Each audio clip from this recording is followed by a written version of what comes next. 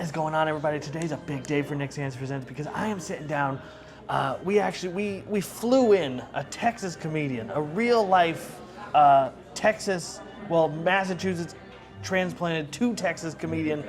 Flew him in, put him up in the fanciest hotels, got him a limousine, and we pulled out all the stops because we wanted to bring you guys the greatest in the country, and that's why we have Paul Cyphers sitting on the couch with us today. How you doing, Paul? Good, thank you so much. This place is beautiful. Yeah, we are at the Honey Cup in Manchester, New Hampshire, owned by Mara Witt, and it's one of my favorite restaurants in this city. It's beautiful, it's fun, it's the only tea room I've ever been in. Yeah. But it doesn't feel too fancy. Yeah, I went to a tea room in Boulder, Colorado. I think it's like one of the oldest tea rooms that exist. They like disassembled one from Asia and then reassembled it in Boulder or something like that. But that was a little too fancy. This is more for the common man. This is the common man's tea room. Yes. So what brings you, other than to come be on this podcast, what brings you up here to the beautiful state of... I did a headlining, kind of my first headlining show a couple days ago. A friend that works at a brewery, Widowmaker Brewing, kind of put it together. And my family's from here. I have a new nephew.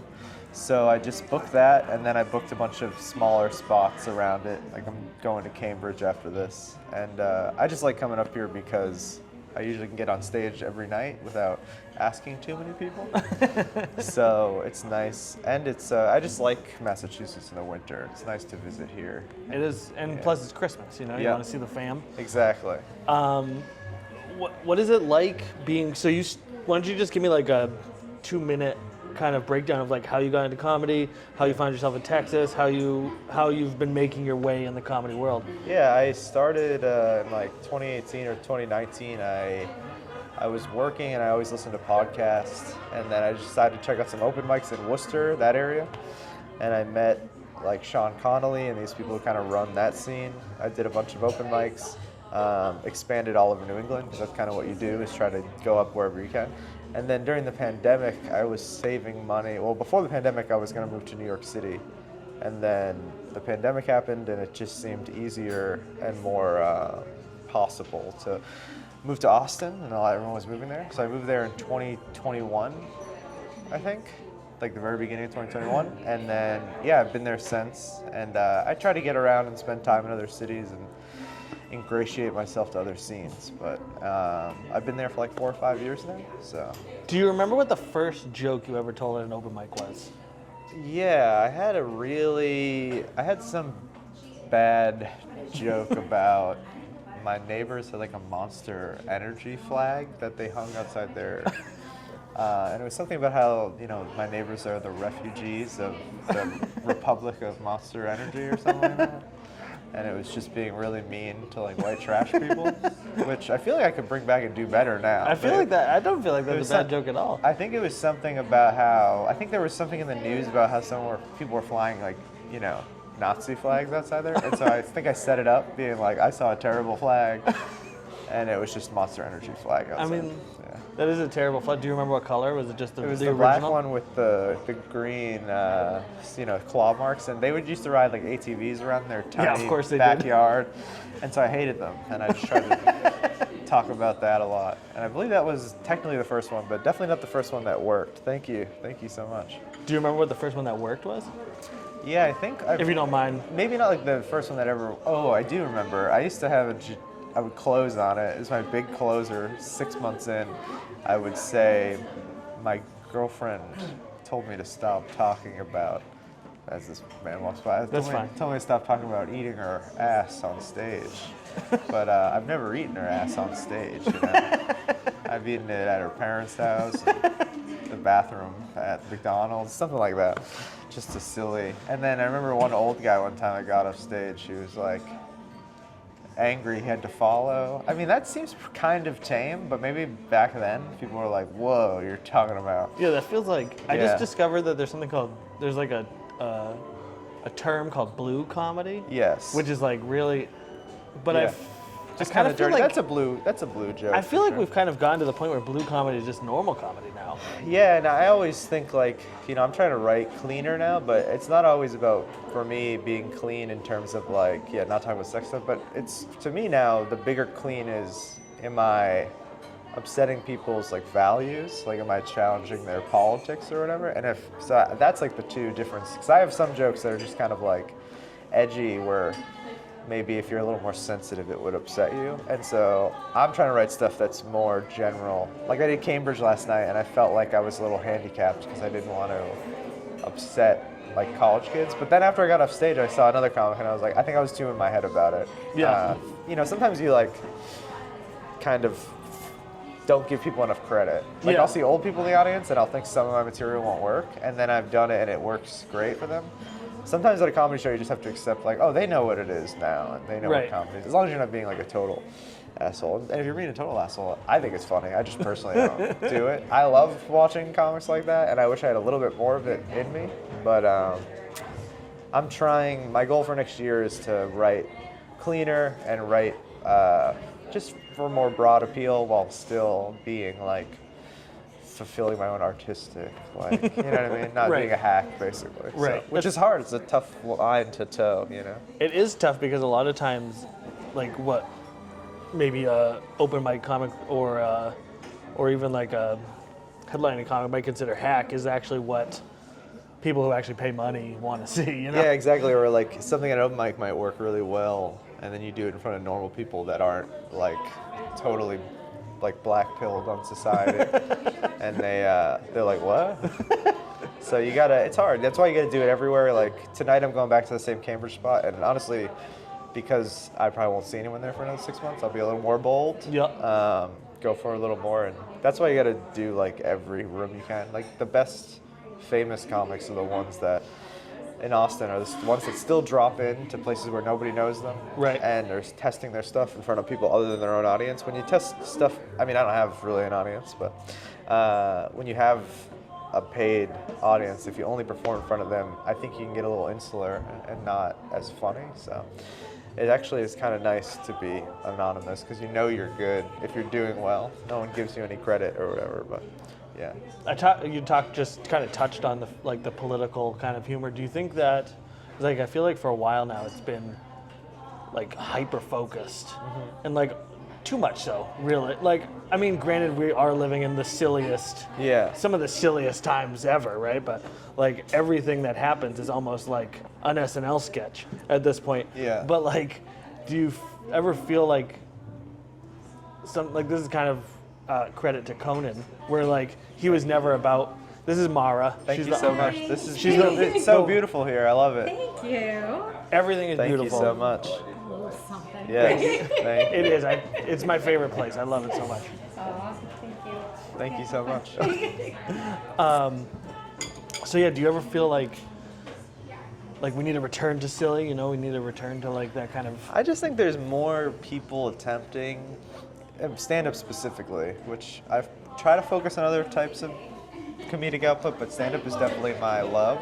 I think there's just more people attempting it than ever, so I think there's more of everything than ever, which is why and I just think the political stuff does drive engagement, so if you're not seeking it out, it's thrown in your face a lot more. But I think if you go looking, whether it's locally or on the internet, you can find, there's just more of everything. It's like music, there's just more bands in every genre.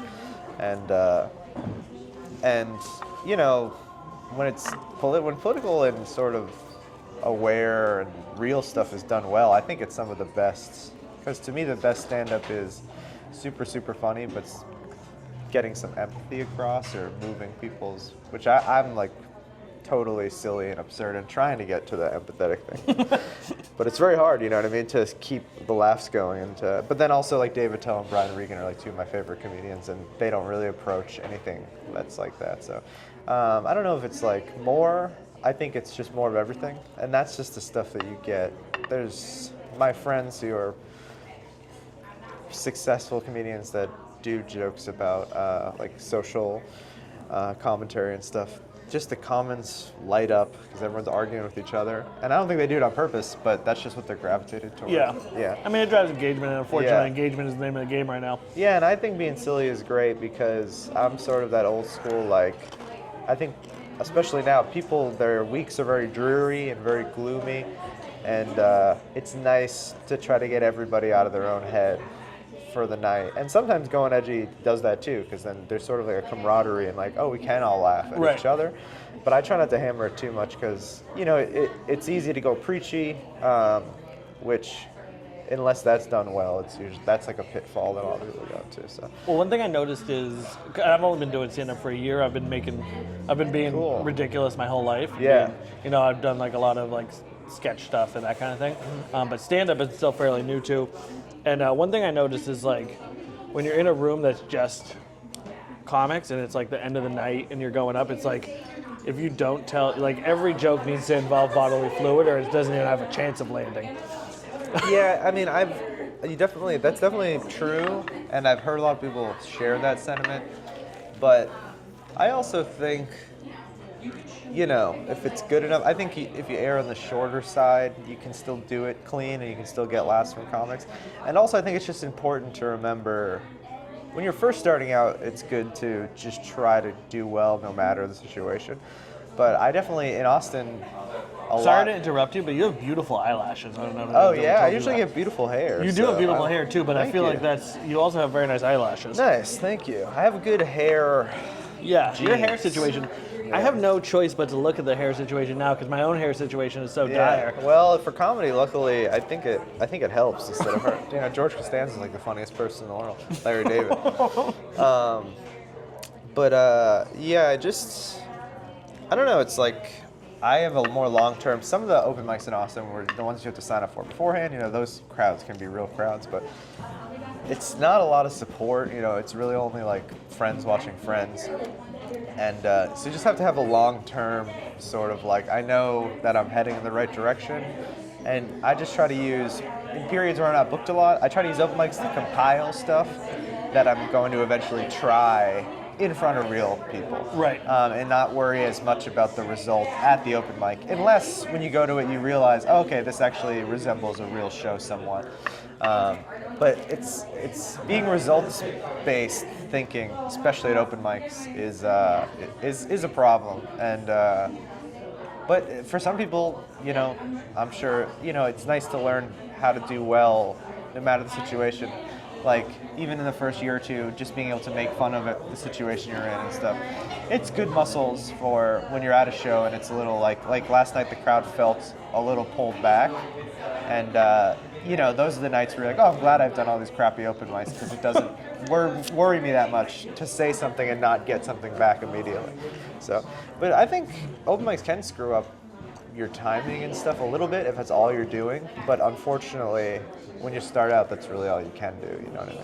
So, it's really, you have to sort of, I heard Hannibal Buress say one time, you just need to know what you're working on at that mic, and sometimes for me now at a mic, it's as simple as, I don't like certain parts of my cadence and stuff, so it's just, those are my nights to be in my head about like, well, let me say everything rhythmically the way I want to say it, so that when I'm doing the show and I'm going for the laughs, that's already kind of the practice built in. So I try to, when I go to a bad open mic, I just try to decide like, what can I work on tonight? And I don't worry as much about having the great set or whatever. But it's hard, it's really hard. You gotta be like self-aware and then also like let yourself go outside yourself. So it's hard at open mics. I mean, and I didn't do enough of them this year. Next year I have a big goal to, if I'm not booked and it's a crappy open mic, to still do it and stuff like that. But I just realized you don't have a fork and knife. I know. Do you want me to go grab one? Sure, yeah. Here, Thank talk you. to the camera for a minute. I'm drinking espresso right now. I'm sorry I'm not very funny on a podcast setting. I'm working on it. Thank you so much. Oh no, of course. Nice. So you moved to Austin. Yes. Obviously, the big two entertainment industry cities used to be New York and LA. Mm-hmm. What is the situation like? First of all, have you ever been to New York and LA? I have not. I have never performed in New York City, and I've never even seen the Pacific Ocean. So. Same. I think this year, me and my girlfriend are gonna go for it. Austin specifically for stand-up is incredible. You know, I think being around so many people that are scratching and clawing, it really helps you always stay focused, always work on it. You know, the goal of trying to get in at the mothership, which I'm sure is the same in New York with the Cellar or the Stand, is an overarching goal that if you strive towards it, even if you come up short, I think you're better for having, tried to get to that level. And I really enjoy it, but also there are definitely parts of it I hate, but I've also met, like my future wife there and stuff. In Austin? Yeah. So Is she a comedian? No, she's not. She isn't. She has a master's in Shakespearean theater. That's sick. So she kind of gets what I do, but I like it because she kind of feels like it, most of the time it's a little beneath her, which I like. I've dated comedians in the past, and that can be, they're just like omnipresent, which I don't think is healthy for a relationship. Especially me and my girlfriend now, we're inseparable. So it's nice when I go out to do a spot at 11 p.m. and she's like tucked away in bed. She's like, no, I do not want to go to a dive bar and watch you, call people gay in the crowd for 20 minutes. So it could not be better. But I do like that she's theatrically inclined, I guess you could say. I think it's cool. That sounds cool because I do like that she keeps you humble. Mm-hmm. She's like, oh yeah, that's cool. I'm going to go see a production of Hamlet. Yes. And you are a buffoon. And she appreciates getting in front of people, but I'll think I'll have like a pretty good set. And I'll be like, oh, that was pretty good. She's like, yeah, you got some giggles. And then I'll be like, oh, damn. So she doesn't she totally gets, because she's been in the room when other people or me have, quote unquote killed. So she kind of understands. I think that this is ambrosia salad. Yeah. And I've just been dipping it in there. Oh, whatever. And it was really good. This waffle is really good. There's honey on it. If you spread, I think that's honey butter. That was a good catch. So if you spread that around. Yeah, that was definitely dipping this in ambrosia salad. I didn't even realize until it was so good. I didn't even realize. I thought it was just a new experience. Yeah. Until I got an orange slice in there. Nice. And then I remember that Mara is famous for her ambrosia salad. Wow. Well, it's kind of a dippable salad. So. So the New York, LA thing, Austin thing. Wait, no, we were talking about Shakespeare. Shakespeare. With one of the things that I've talked about a few times is I do feel like as of late, comedy has kind of become this holier, almost I feel like we've put it onto this pedestal where it's these are the only guys who can talk to the king or blah, blah, blah, whatever ridiculous. How do you feel about that? Because I feel like that's so overblown and kind of gets away from what we're actually trying to do, which is just make people laugh. Yeah, and like you said, you spend 20 minutes on stage calling people gay. You're not necessarily coming for the king. Yeah, I mean, I've had the opinion. I remember a long time ago, a great comedian from New York named John Tilson, who started here, said we were talking about hours, and I love hundreds of comedians, but he said something only maybe 7 to 10 people at one time on Earth have an unbelievable hour of comedy, if you really look at it. And so I think that whole thing, there's just a few people who really can, Dave Chappelle back in the day, and maybe one out of his last few specials, I think, reached that level where it was kind of so funny, but also being society, commenting on society and stuff like that. So I try not to worry about it because I think you work on the craft as hard as you can, and if you put your head down, eventually you look up, and I think naturally it's the progression of anybody is you get so funny and you just will naturally always be interested in your own thing. And even Brian Regan's albums, which are not challenging anyone's ideals or whatever, they're just masterwork. I think just trying to work towards the masterwork of an hour is, if everyone's doing that, no matter what the content is or whatever, I think can shape society. Do you think that that's still the goal that most people have, is to work toward an hour? No, I don't think so. I think it's only people's goals who, like me, are obsessed with, all I want to do is sell tickets, tour the country, and headline and do an hour of comedy every night. Tony Hinchcliffe talks about, to his regulars, he'll be like, you got to do an hour, even if you can't do an hour, that's what people pay for. They want to see your hour, and you got to work on it, and you got to perfect it. So, and I can barely do 30 minutes right now, that I am remotely confident in. So it is I got about 3 solid minutes that I'm happy with. Dude, I mean, I've done it for 7 or 8 years, and I feel like I have 12 solid minutes. So it's not, I gotta churn it out faster for sure. But that's just, to me, I want to do online content. I want to do things that you're supposed to get bigger, so I can have more opportunities, so I can work on my craft more. But ultimately, to me, if I have to work a full-time job, but I feel that I'm approaching one of the pantheon of like the top couple hundred comedians in the country, I would be happy with that. And I'm trying to work on not feeling entitled to money or worrying about it. You know, like Charles Bukowski worked in a post office while he wrote some of his best stuff.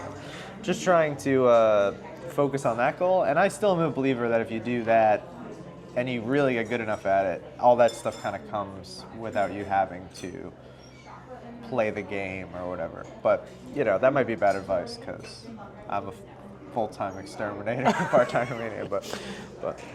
I mean, full-time exterminator is a cool, excuse me, Jesus Christ.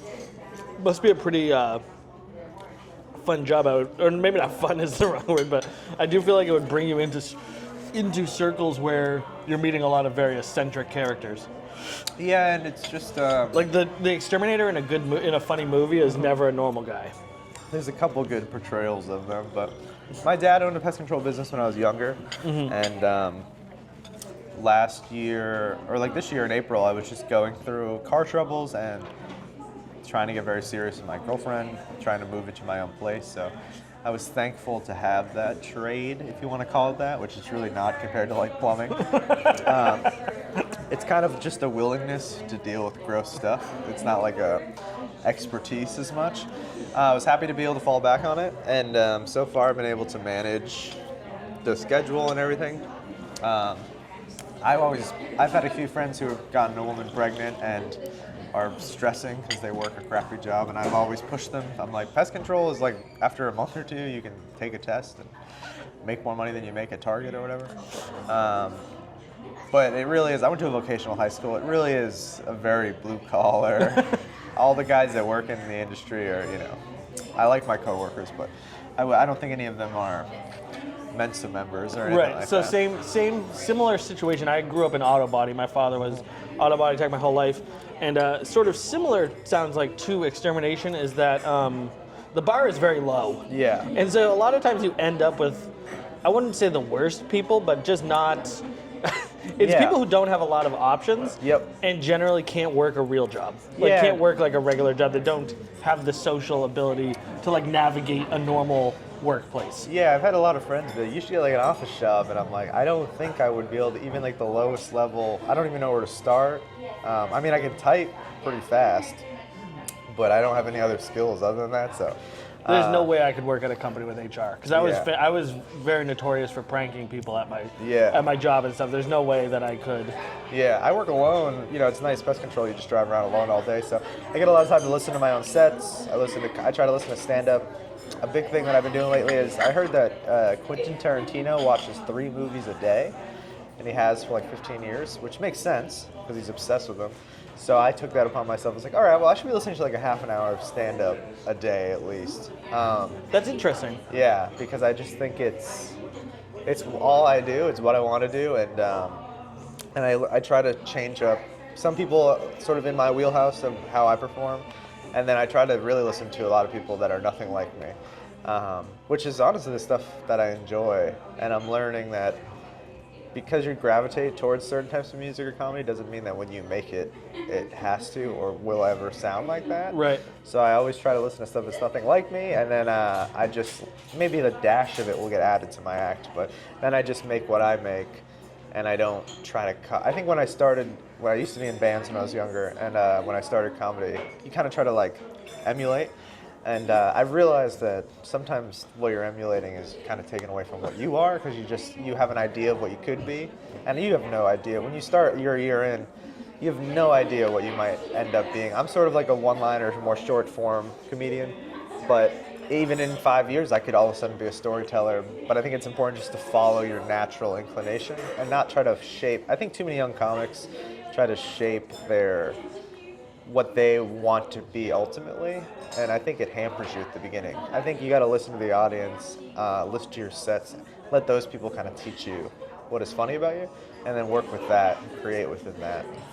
One thing I think is cool about what you're saying, well, 2 things. One, it's interesting to hear you say, because a lot of people sit in the opposite camp and they're like, I'll go on a rant if you want to take a couple bites. Yeah, sure.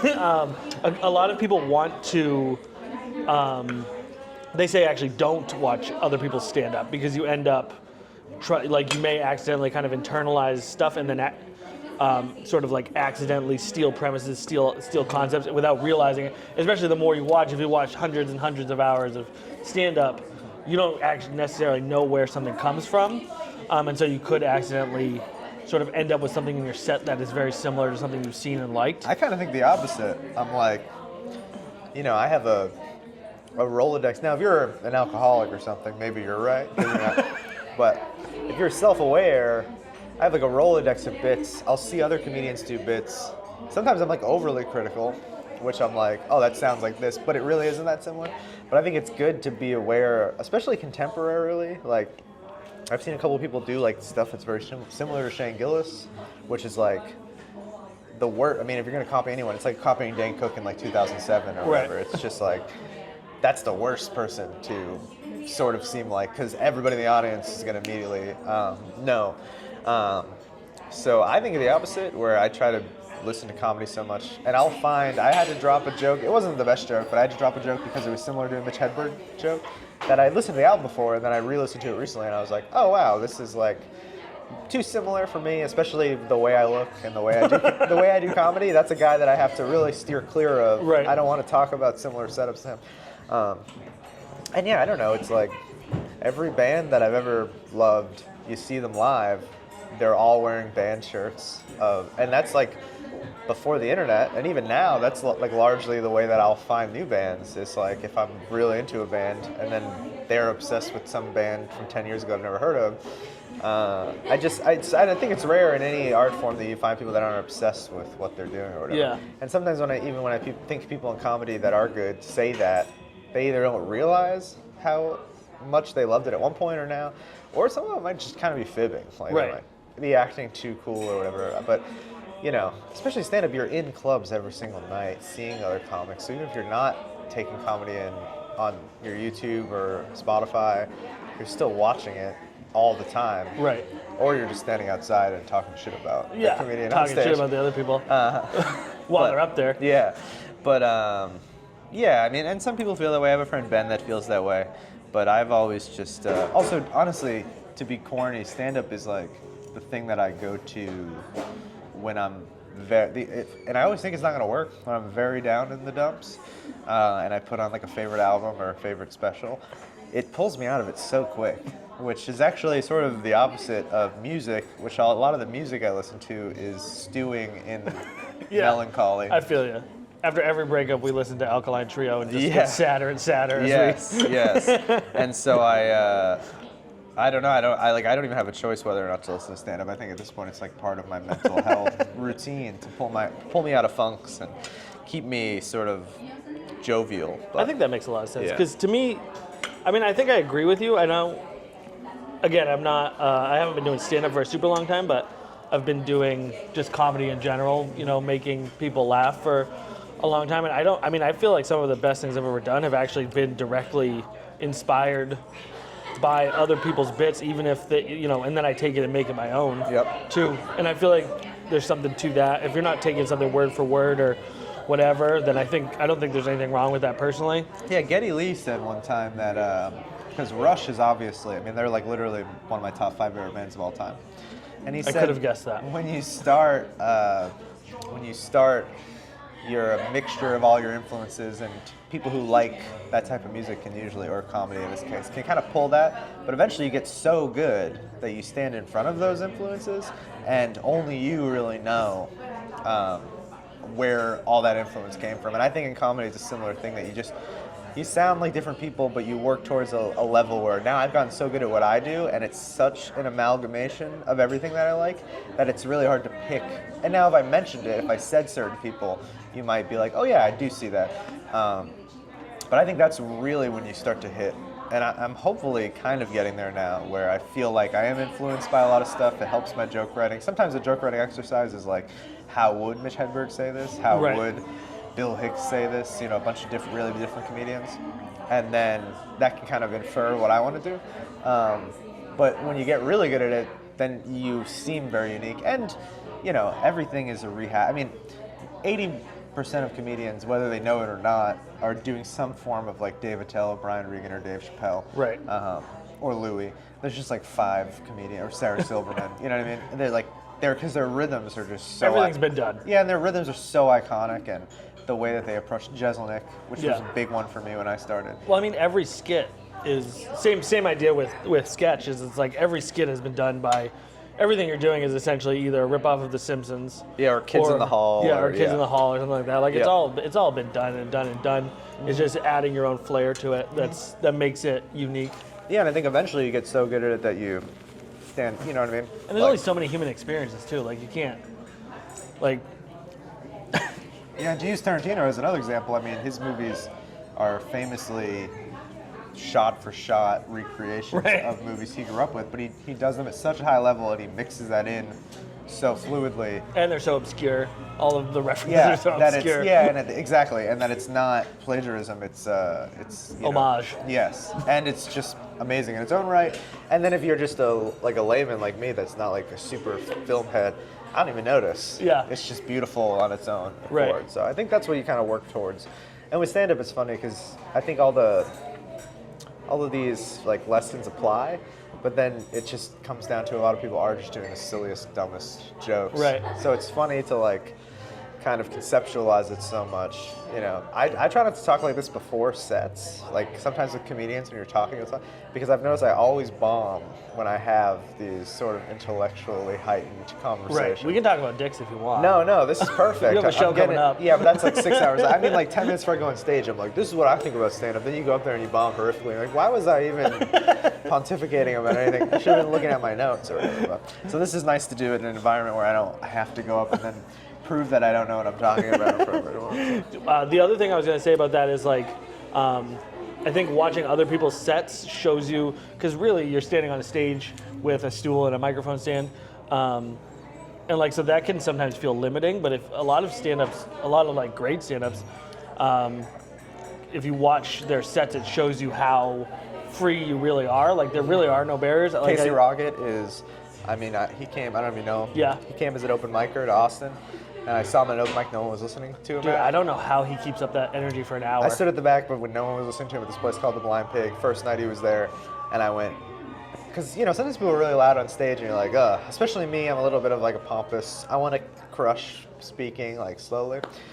But I was like, guys, wait, I think this is way better than everybody else. And then within like a couple months, everyone in the scene had that opinion. And I was like, cool, I can trust my own meter, because I saw this guy in the worst environment ever and no one was paying attention. I just saw a snippet and I was like, he was just making references where I was like, this is amazing. Right. And I talked to him a little. He said he did it pretty standardly for a long time. And then he had his moment where he just started pulling pictures of Grimace out of his pocket. Yeah, and just like, you know, things weren't, you know, people get frustrated and bitter that you're not getting propelled into the stratosphere, especially when you start to get a little good at it. And he just had a moment of reckoning that was partly, I think, I want to experiment, I want to do what I think is fun, which I'm struggling with now. Like, one of my friends gave me the tidbit after I thought I had a good set. And he was like, yeah, it was good, but you should try looking like you're having fun on stage once in a while. And I took it personally, but then I thought about it the next day and I was like, he is right. Like, that does help, and it's better for me, because if I can force myself to have fun. Right. So I do think you get to a level, but it's nice to figure out the 5 or 10 minute set in the first few years to kind of figure out a nice little box, and then you're like, okay, so I have some fundamental, you know, it's like anything else. But it's weird when you start. I started when I was 25. I started playing guitar when a little late in life, like 15, 16. Some people start earlier. But at 25 years old, to learn a new thing like that, it is weird, because you just have no fucking idea what you're doing. Right. And, you know, my dad taught himself, I always take influence from this. My dad taught himself pickup basketball when he was like 35, 36 or something like that. And he always told me, like, go to the court, and he'd literally be on one side of the court just learning how to dribble. He's a huge guy. And at first, all the young guys that played basketball since they were kids, like, really make fun of him. And then they kind of respected that he kept coming back and would help him. And he told me his goal, his first goal, and really overall goal, was just to be good enough that he could be on the court with 9 other guys that knew what they were doing, and he wouldn't stick out. And when I moved to Austin, my goal, which I think I'm reaching now, and now I'm ready to try to go to the next level, was I want to be on a stack lineup with comedians that make upwards of $30, $40, $50,000 a year doing comedy, and no one in the audience will pick me out as the most amateur one. Just be in the show and be part of with the big boys or whatever. And I do feel like I'm getting there. And now is where I'm slowly trying to force myself. I want to burn down my act a little bit next year and go up with way less weapons, because I've proven to myself I can have good sets with the stuff I've compiled over 7 years. Now I'm like, the best way to grow is, to burn it down and rebirth and stuff. So I'm trying to push myself next year to go up with very few old weapons and figure it out. And that's going to be a painful process, and I might get a lot of sour opinions of me from new comedians that moved to the city and never seen me before and stuff, but ultimately I know that's how you get to be interesting and just to be next level. Louis did it. Louis' first hour was absurd and silly, and some of the funniest jokes I've ever heard, but just very silly and very not serious. And then he had his kids, and he wasn't succeeding as well as he wanted. He went bald, and he was going through... Started jacking off in front of people. Yeah, and exactly, just darkness, and he started talking more about that. And he says for the first few years it was like a nightmare, because people just did not know, why the fuck is this guy bumming everybody out? But, that's what you got to do. You got to kind of step aside. I think a pitfall people fall in is... I got this, and I'm guilty of it, just trying to kill every time because of your own ego, because you're worried about your peers judging you. And it's when you're standing in front of the crowd, you want to give them a good show. And I do think it limits growth a lot. And, Casey is a good example of a guy. I can't imagine what he was doing was working well when he first started doing it. But he's just so unique and so in his own lane now, and I think, and it's funny because I'm the exact opposite of his type of comedy, and I think he's... Well, they would probably contrast well, though. Like, I could see you and Casey being on a show and being like... Yeah, it wouldn't be the same thing. Yeah, it would be surprising. I mean, I couldn't be more a bigger fan. When I talk about contemporary comedians, I think he's one of, the best, so... I'm one of the... When I was... To me, that same concept is Zach Galifianakis. Yes. His stand-up is like... I just showed my girlfriend Live at the Purple Onion. It's my favorite. That's my favorite stand-up special. That's a great special, and that's a good example of a special where he's not really killing the whole time. Yeah. There's definitely a lot of moments where he is, but I love that. It's alty, but it's not. But there is a lot of joke writing in it, and that's an incredible special. And then I just recently rewatched his Comedy Central special, and you think of stand-up, you don't think about, but he had a whole choir come out, and he did that thing with the notepad, where he's ripping pages off the notepad, and it's just oh wow, so this could be stand-up, you know what I mean? I think that a lot of times we end up people end up in the box where they're this is the only way it has to be me and a microphone, and my words have to make people laugh, and they don't look at it, I could do all of this stuff and stand out kind of thing. Yeah, one of my favorites, now I'm forgetting if it's Kristen or Kirsten. I think it's Kirsten Shaw. And she's similar where it's very theatric. She has a Comedy Central special. And it's a lot of, I think the writing started as pretty straight up stand up, but then she adds all these other elements because she's so talented in so many other ways. So yeah, and ultimately, especially with the advent of AI and not even AI, but just people, it's so hard. My show didn't have as many people attending it as I had wished, but I don't blame people, because once you get to your house nowadays, first off, you're working, if you're lucky, 40 hours a week, barely making enough to get by. You get to your house, if you smoke weed, you smoke a joint, you look on your phone or you turn on Netflix. Everything is designed to keep you inside, to keep you insular. And again, this is corny or whatever, but stand-up to me is almost more significant, even if it's just silly.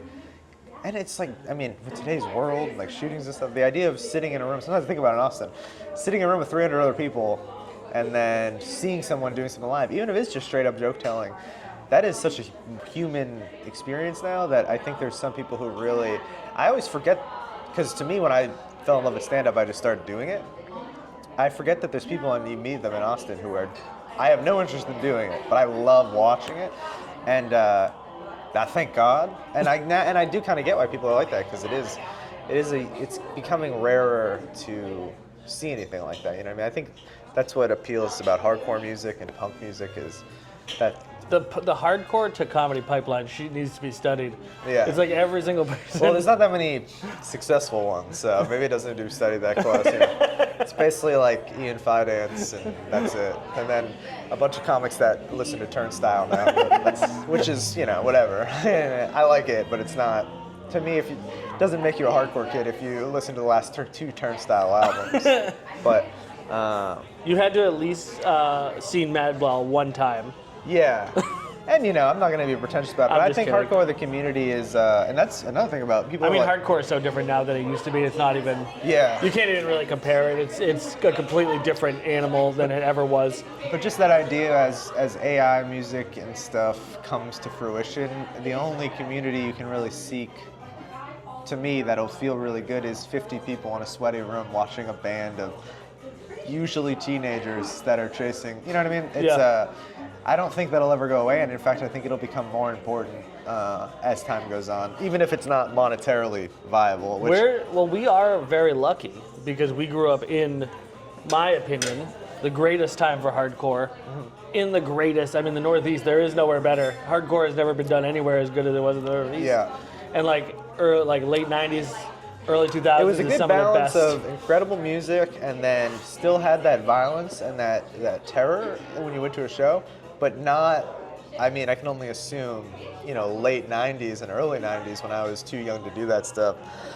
Those shows, from what I've heard, would be like, oh yeah, people would straight up get like murked. My first. I feel like it was a good balance of like, I can go to these shows, maybe get a bloody nose, but I'm not going to get hit by a pool ball inside of a sock or anything like that. So I'm glad to have grown up when I did in it. Yeah. I've seen some crazy shows. I saw a couple like that turned into full-blown riots. Wow. I saw some really crazy stuff. Yeah.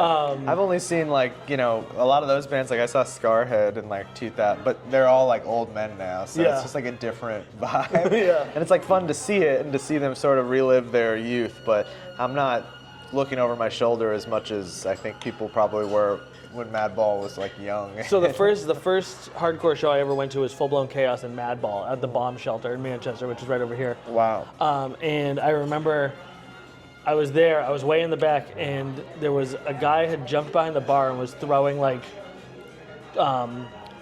beer glasses into the like at the stage and at the participant, like the band, and like just everywhere, just hitting people. And I would just remember thinking like, this is the only thing I want to do for the next fucking 10 years is just like come to these crazy shows. Yeah, and I try not to. A lot of comedians, you know, and I don't know about all of them. It's not like I've sussed their histories out, but a lot of people that are involved in hardcore at all will really rep their hardcore affiliation because they're amongst people that have no idea what it is. And I try not to do that because the truth of the matter is, when I was 17, 18, I was listening to like A Day to Remember, and then my friend Phil brought me to real shows and showed me, and like I loved it, and I ended up being in like a hardcore band and like another hardcore adjacent band, but I never claim, you know, there's some people who really live, you know, our friend Alex really lives that life, you know, Alex LaChance. Yeah. That's like a hardcore dude to me. I know Alex. I was just a guy who loved it and was on the,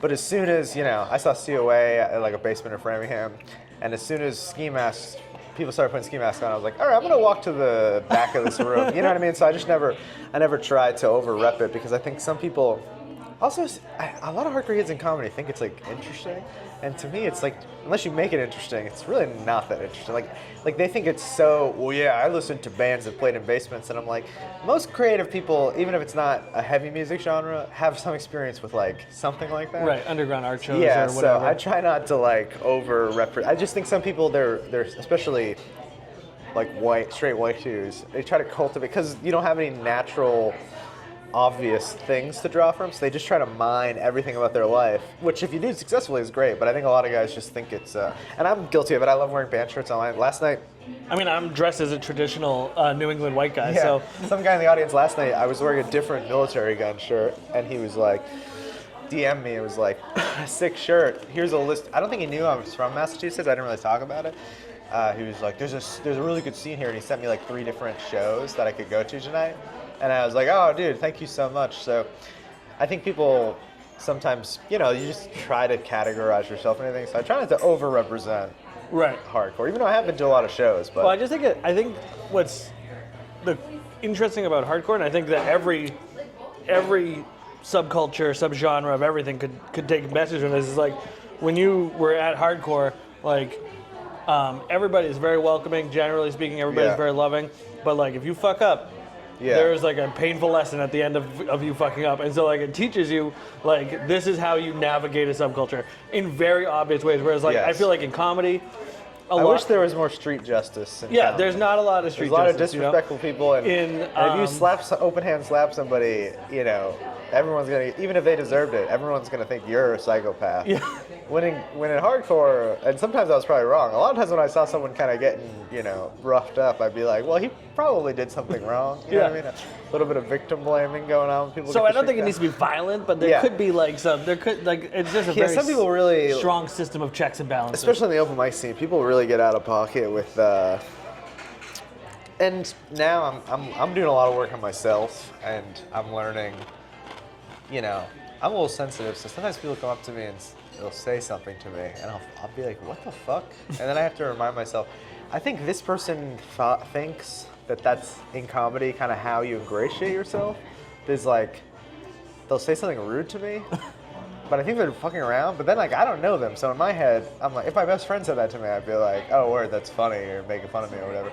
But when it's someone that you barely know, I'm like, my first reaction is to be like, what the fuck did this motherfucker just say to me? So that's funny because my very first sort of like interaction with a comedian was I put on a film festival, and my buddy, my now friend Derek at the time, was a stranger, and he was coming to do the show, and like I'm very much just like joke like that in that way, and so I would have been like, what do you need, whatever, and he was like, oh, can you give me a stool, just because it's like, and I was like, yeah, sure thing, and then like when I got up there, I was like, all right, dude, here's your fucking stool, come be funny. Like to me, as an outsider, I didn't realize like how important it is to like warm someone up and talk about how someone funny, and you know what I mean. And so he was like, that was literally the worst intro I've ever had in my entire life. And now I look back and I'm like, oh man, I'm sorry about that. That was a fuck up. But it's funny, just like I was doing that exact same thing. I was like, to me, most of these people who were in the room knew me. Like I was trying to me, I was warming up the crowd by being funny. There's only one way to learn, It's like it's just funny that there's a lot of classic rules in comedy, like anything like unwritten stuff, and I think it's good to know them. You don't have to always follow them. A big one that sometimes I want to tell people, but then like I never like to, especially stand-up. I've just realized that a rule that works perfect for someone might be the worst thing for another person to do.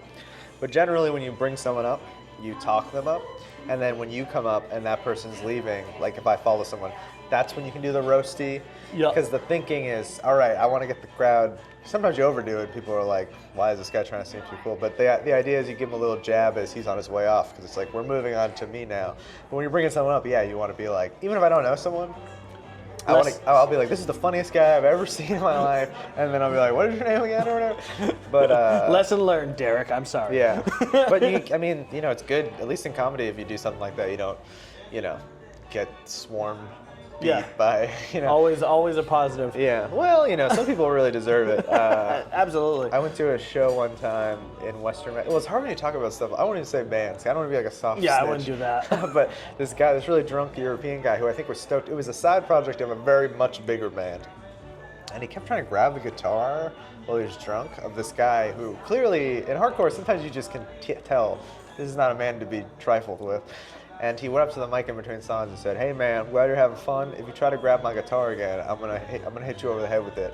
Next song, like clockwork, he just comes over and he tries to grab the guitar. And dude, this guy did an Elden Ring swing and just connected with no dodge on this guy's head. And it's funny. There's been a few times where I've seen someone get hit, and it's almost like when a samurai cuts someone in half in a movie. For a second, they're still all together, and then immediately it's just like, and blood starting everywhere.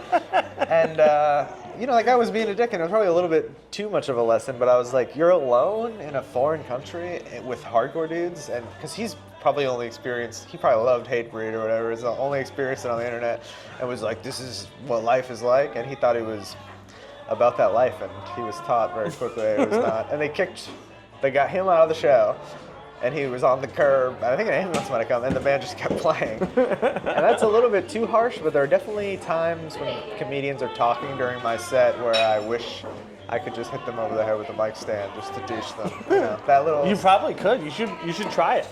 Well, someday. People might laugh. Once I have some fans that will defend me. Because the thing is, after I hit them, if I don't knock them out or they have any friends, then I'm not a very good fighter, so I'll just immediately.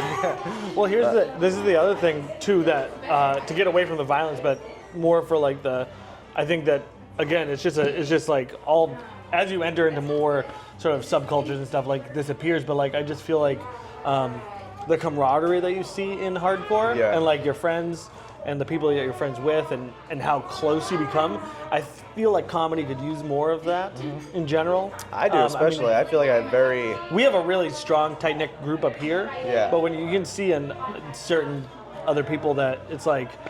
Well, that's always, like, some people, I thought when I got into comedy, all you hear is like, it's such a good hang, all stuff, and I definitely have friends in comedy.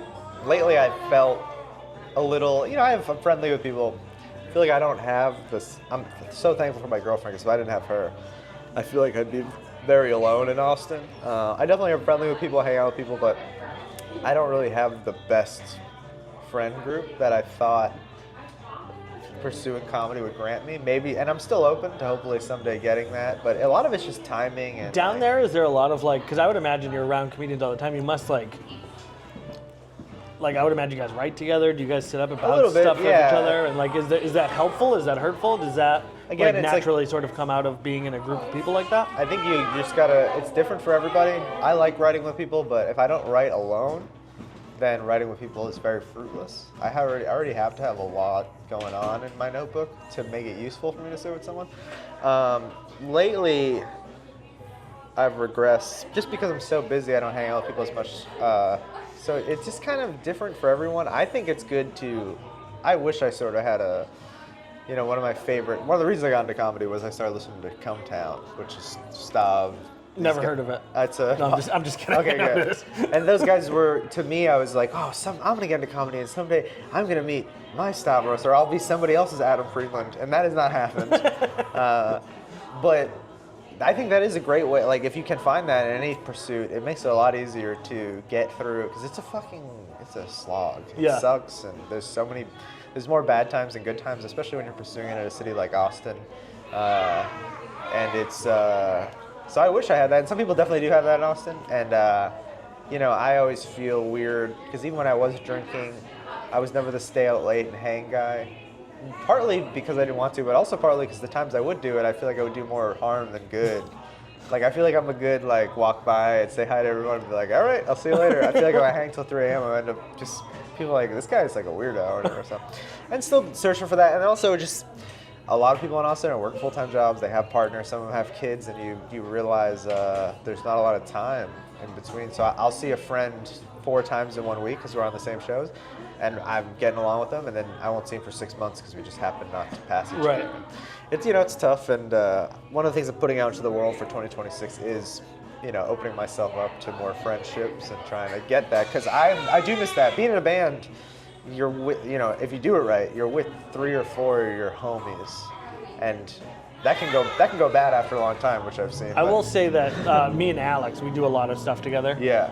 And it's great that I'm very thankful that we are friends, because it's like any dumb idea I have, I know I can send it to him, and one, he's going to give me honest feedback, and 2, if it's something that we both like, we're both going to be like, let's just go do it right now. Yeah, which is like a nice thing to have. I had that here, and I moved there to Austin with 2 comedians, and we're still close. We're not nearly as close as we were when we moved there.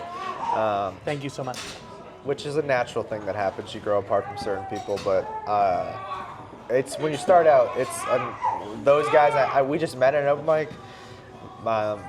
This guy Jesse was just like, we talked about Howard Stern and Opie and Anthony for like an hour, and I was like, okay, this is my dude. And he was the kind of guy that's like, if I didn't text him about an open mic, he would text me.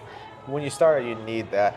Now I'm self-motivated enough that I'm going to do it anyway. But when you start out, it's very tough to even know what's going on. So meeting anyone that knows what's going on, and you kind of need to meet people who are on your level. Because sometimes I meet someone in Austin, and I'm like, yo, this is sick. This is such a sick hang.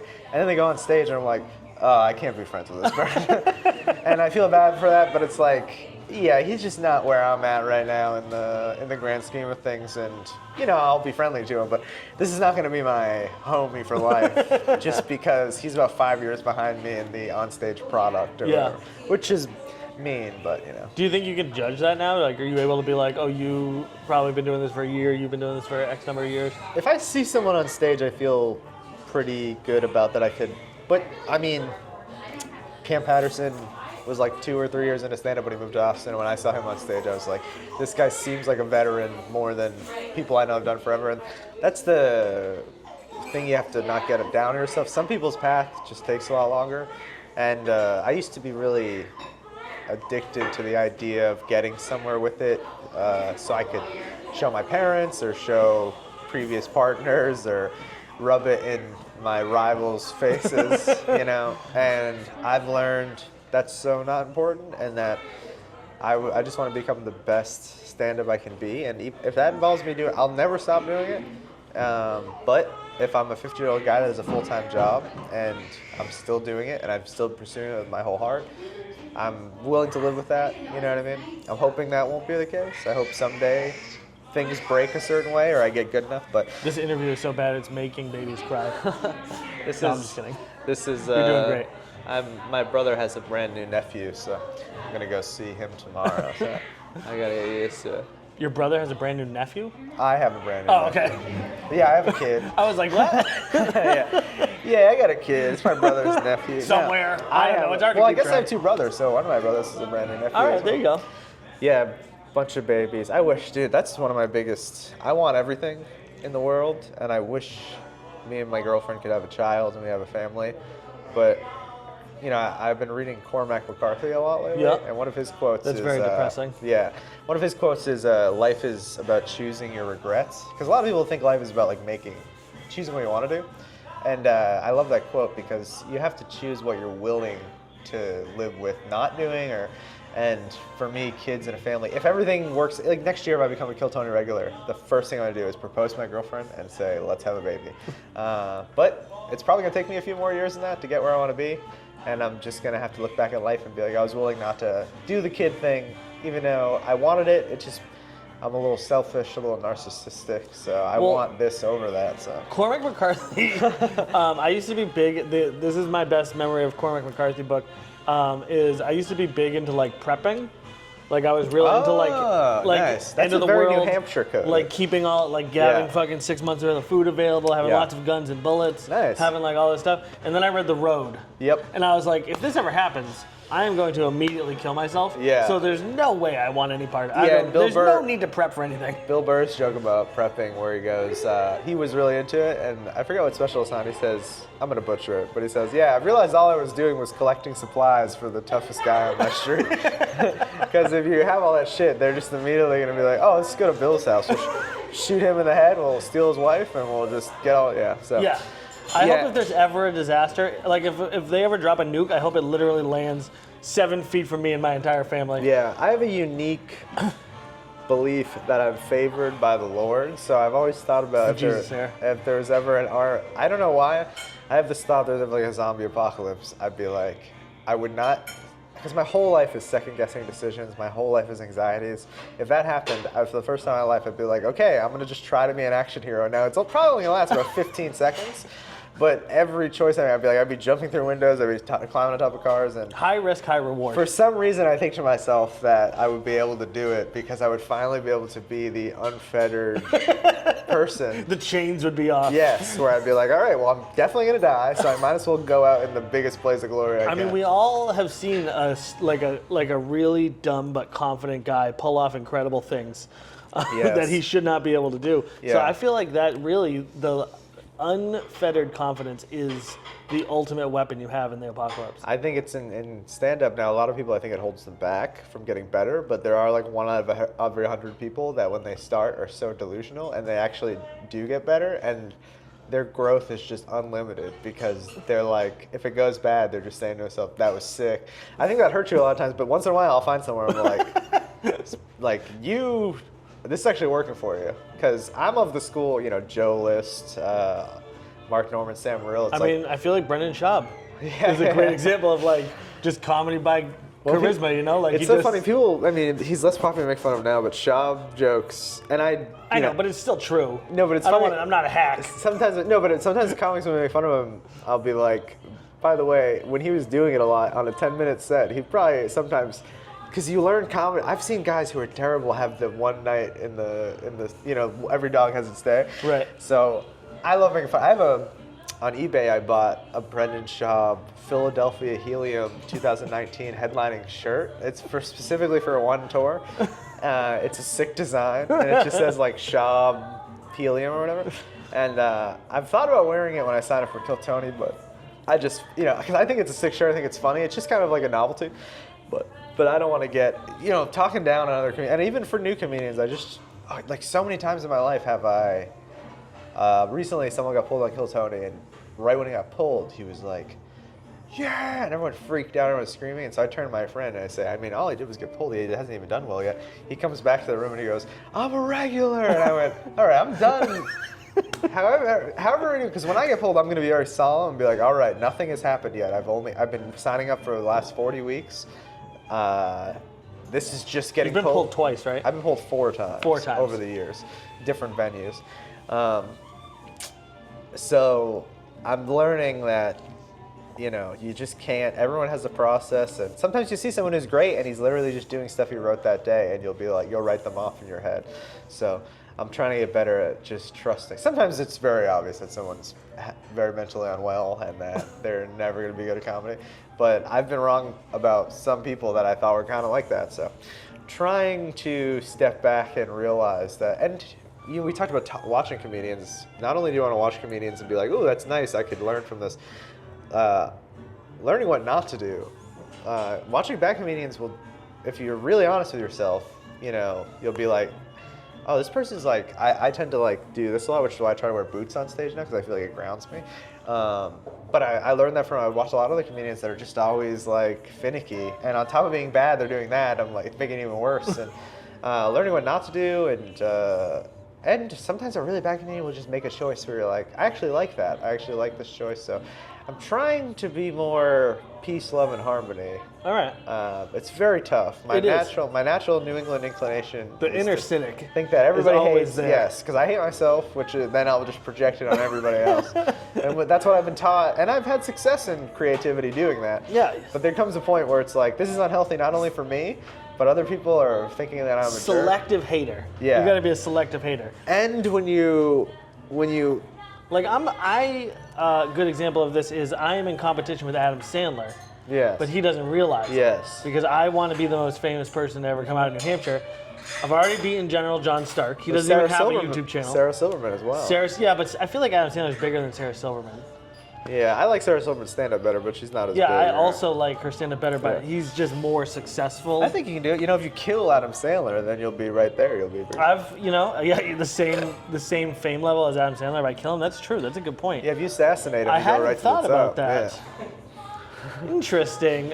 Also, he seems like he'd be easy to kill. He doesn't move very fast. So. Have you seen him on the basketball court? He moves very fast. No, he's more of like a slow. He's like a Jokic type. I'm gonna hit you with a surprise right now. I'm not very quick. Yeah, that's true. I don't know if you've probably been fooled by this unbelievable physique of mine, but I'm not really what you would call a genetically superior to anybody kind of person. I don't think anybody from New Hampshire is. I think the amount of pro athletes that were born in New Hampshire is probably very low. It could be the lowest in the entire union. Probably more from Alaska then. Well, we only have like a 3% black population, so probably a few hockey players. Yeah, probably. Yeah, maybe. Yeah. Maybe some bocce ball. Or like professional, the Olympic target shooting. Yeah, probably. A couple guys. New Hampshire is interesting because I always tell people in the South about this. I'm like, you'll be riding through New Hampshire and you'll just see a Confederate flag, and you just want to stop. Not even like out of anger. I just want to stop and be like, I don't think you really understand where you are or what. I get what you're trying to tell people about yourself, but it doesn't make any sense. Don't tread on me flag would be much more appropriate. Yeah, absolutely. Alaska and New Hampshire, I think, are the highest instances of Confederate flags in a place where they make absolutely no sense. Because, if you're driving through rural South, you'll see one and you'll be like, me and this guy probably don't have a lot in common, but I see where he's coming from. This belongs here. Yeah, he just loves the South, and it's probably, I assume hates certain people, but, you know, I've met guys that swear. One time I did a show in like a VFW in the middle of nowhere with my black friend Ben, and I had pink hair, and so Tough crowd. I bombed her, and at the time, Surprise. all I was doing was jokes about sticking, you know, Nintendo controllers in my ass and stuff, and they could not have hated me more. And then I'm like, well, I'm getting off stage, and in my head I go, and they had a "fuck Joe Biden" flag up as well as the Confederate all this shit, and I was like, well, at least Ben's gonna bomb too. We can talk about it on the way home. Ben just absolutely crushed, just crushed harder than anyone I've ever seen. Didn't even pander. Was literally talking shit on them the whole time, and I was just on the ride home. I was just like, man, I guess, you know. Yeah, I was so sure that I was like, we're both gonna have the same experience up there, and we just absolutely did not. So,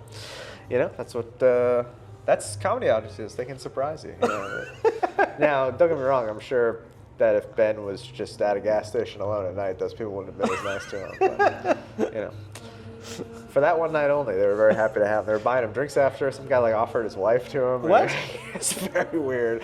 That's when he was like, we were having fun, and then he walked over and said, we got to leave now. And then he was like, that guy and his wife were getting way too close. We've had way too much fun. Yeah, and then I think Ben would be down normally, but there were some disgusting Hills Have Eyes type creatures. That Fair were there, enough. so. You think Ben would be down? I know Ben would be down. He's a freak. If But- you didn't have a girl and a man, if you didn't have a wife or a fiance and someone offered you their wife, would you take them up on it? I used to be more addicted to stimulants than pretty much anyone I've ever met Nice. in my life. And Elaborate on that. in my 20s, I took Adderall, copious amounts of Adderall and other stimulants every day. At first, I was trying to become. Out of high school, I went to Super Smash Bros. Tournaments, and I had a fair amount of success, probably because I was on That's crazy. 100 milligrams of Adderall. Fair amount of success. You know, I couldn't pay my bills, but I would win. You know, I get like third place at tournaments, win like small tournaments sometimes. And then I went to be in a band, which I was the main songwriter, and I would sit in the practice space, you know, duffing Adderall, trying to write. Is that when you put it up your butt? Shoegaze riffs? No, I think that's when you snort it. But Okay. I'm not against putting it in my butt. And then I started doing stand-up, but I would do the same thing. I would take Adderall to write all day or whatever. And so through that, on top of being a man who probably had some type of sex addiction or something, I did find myself in a lot of situations pursuing a lot of weird sexual relationships. So, but I never have had the devil's threesome. I will say this, and I hope my girlfriend will never listen to this podcast. And if she knows this about me, she wouldn't be upset. But when I was single, I had. Wait, your girlfriend's not going to listen to this? That was the whole point of doing this. I want to talk about this on stage, so this is good. In Austin, in between my ex and then meeting my new girlfriend, I matched on Tinder with a couple, and it was a female to male trans person, which is a biologically born a woman that now she looked like sort of a young Bam Margera with like she would wear like that little hat that kind of off to the side, Nice. little the Fall Out Boy beanie and thing. And a little bit of facial hair, and then just a very large woman that she was dating. Nice. And we had a threesome, and I don't know if it's something about the hormones when you're transitioning to male, but his pussy was just the tightest and craziest that I've ever. Nice. Very grippy. And I was, you know, it's weird. I was very uncomfortable the whole time because I really wasn't into it. I was really there because I was on stimulants. Yeah. And they could not have noticed that I wasn't, and it couldn't have been more clear on my face that I wasn't into it, but they were just like ignoring that and just using my body. If the roles had been reversed and people would use a woman like that, I think it would be like a big issue. Just one of the oddest three. So that's an example of the type of things that I was finding. I've been in myself. both types of threesomes, and neither of them I have enjoyed. Really? I don't like the two girls. It's I had just a too two much girls one going that I on. enjoyed, but it was when I was almost. I broke up with my ex shortly after. Not really because of that. We had a really good. It was like our last hurrah. We had a really good threesome with a lady from Boston. Nice. And then I got so drunk that I threw up on the plane and in the security line the next day when we were trying to fly home. We drank Fernet. I'm a weirdo in that I really like to be in love with people when I have sex with them. Yes, And that's where I'm at now. It's not weird. That's I where you're really supposed to be. had a deep crush on this girl in Yeah. my 20s or like early. Actually, I must have been like 20. I met my wife when I'm 22, so right before that. And I really had a crush on this girl, and we were at a party, and I think that she did it so that because she thought I would want it, Yeah. but I didn't. And then so it was just kind of awkward because there was just this other person there looking at us the whole time, pretty much. Yep. And then it'd be like give her a little, whatever. I don't know. I didn't like it. Yeah. And then with your bros, it's just as awkward. Yeah, I came close to a bro situation one time. Again. Oh, and me and that girl after that, I was like, I don't want any part of this. Yeah, and I'm very happy to have. I feel like I got a lot of that out of my system. Nothing would make me happier than being a one-woman man for the rest of my life. That's really nice. And but I think it's because a lot of learning from just getting my. When I lost my virginity when I was like 17, I drove from Marlboro all the way to the coast and took a ferry to Martha's Vineyard. That is. And when you say this is the kind of thing that women want. This is what men today don't understand is that. Oh, you're not interrupting us. No, I'm good. Thank you so much. Thank you. Yeah, they want you to work for them. They want you to work for them. They want to show that you want it. I met her on 4chan. Okay, that's there was wild. an area- So there was a very good chance that she wasn't even a woman. Well, I think we had a decent. We talked online for a while, and then I am lucky. Her name was Sabrina, I think. And when you say you lost your virginity to someone in Martha's Vineyard, it's like, oh, maybe she's like a bee. It was the off season, so she was not. She was a woman that lived there. Her dad was addicted to painkillers. Her dad picked me up from the ferry alone and drove me to their house, and then he just did Oxycontin in the kitchen while me and his daughter. She put on Meshuggah, and then she was wearing a Slipknot T-shirt, and she was a very large lady named Sabrina, and we had sex, and. That was how I lost my virginity. So Sabrina, if you're watching this, Paul has never forgotten you. If she's alive, I'll be really surprised. she was a tough living woman, drinking Red Bull, smoking Newports, and I assume eventually did painkillers, considering her genealogy. I would imagine since they were there, you're Also, not going I to turn think them down. Martha's Vineyard in the winter, there's really not a lot to do. No, so, I mean fucking do painkillers. That's pretty much it. I wish. Maybe I'll start doing them. You should go. You should drive by just to see how she's doing. I'm putting this out in the world. I would love to talk to you. You know you're alive. I was a very young, weird boy, and she taught me a lot of things. So thank you. So Sabrina, if you're there, reach out. He wants to talk to you. Yeah, I've driven. That was probably the longest drive, but then during COVID, before I moved, I was driving all the way to Amherst from Marlboro to hook up with this chick, and I just remember being like, and it was such like a casual hookup situation. I just remember being like, I'm putting in like 3 hours of drive time for what amounts to like a 4-minute sexual session. So, but that's what you got to do to learn. Yeah, no, and it was worth it. That's the thing. It was worth it. The thing that I always liked, I never really ended up in a lot of those situations because I always liked to sleep in my bed.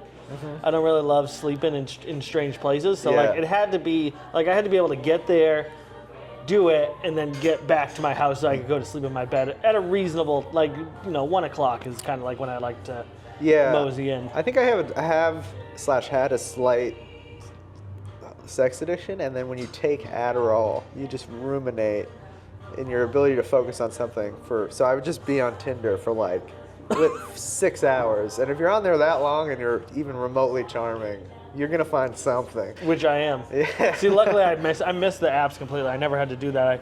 I met my wife through some mutual friends, and then now we're married. Yeah, I met my girlfriend on Hinge, and so when people bring up I don't know, I met Hinge. If you want to be sponsored by a real life Kill Tony participant, now's the time. Before he goes regular, you could get him at a discount deal. Yes, and I'm here for you. I do support it. I'm so glad I met her. I literally think about where I would be if I didn't meet her. So when I met her, was living with my girlfriend. Then we had our big blow. She left, and so I had to pay the rent in the apartment for 2 months, and I was in the throes of doing Adderall all the time and drinking all the time. So I just didn't set up another place to live, and probably didn't have money for it after paying out the whole rent myself. So I was living on floors when I met my girlfriend, and from there, that was like February of last year, so it's coming up on 2 years now, and it's not much. I've got myself back to square one. I literally live in, I got my own studio apartment, and I make it a point to be like, I want you to live here. It's a 1-bedroom. I want you to live here. I don't want you to pay any money for it, because a big fight in my last relationship was that I never had any money, and that I would have to I'll give you the rent in like a week or whatever.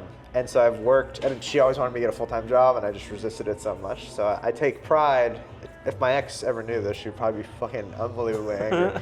But that's how life goes. And I moved into the building I lived in. My ex was like here, and when I was looking at apartments, I found the perfect one that was literally a new building they built right next to it.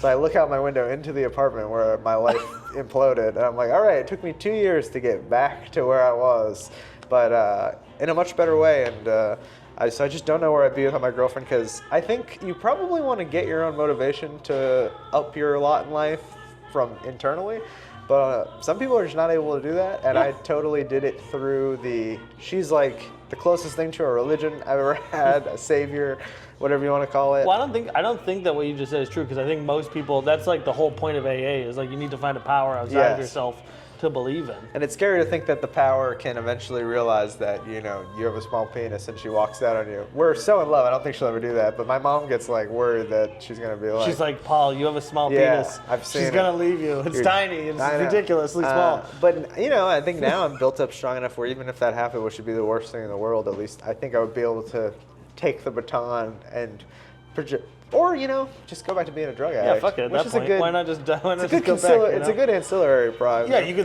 could use that as a threat to keep her there. Yes. You're like, you're gonna ruin my life if you leave. You know what I mean? Just like guilt her. I do have a joke in my act about threatening to kill yourself during a breakup, and then just being like, that is the straight man's trump card right there. That's like the Hail Mary that you do. You're like, well, what if I kill myself? Then will you still want to be with me? And every woman's like, I don't want to be with you, especially now that you're telling me that. That's never going to end well. 2 more questions for you that I want to hit you with. I know you got to get going. I hope you have another hour or so to talk. As long as you want to go, I'm good. All right. No, you very rarely do. My show's at 9:30. Oh, okay. Oh, I thought it was at 6. My bad. No, it's at 9:30. What is the weirdest exterminator thing that's ever happened? I meant to ask you this before.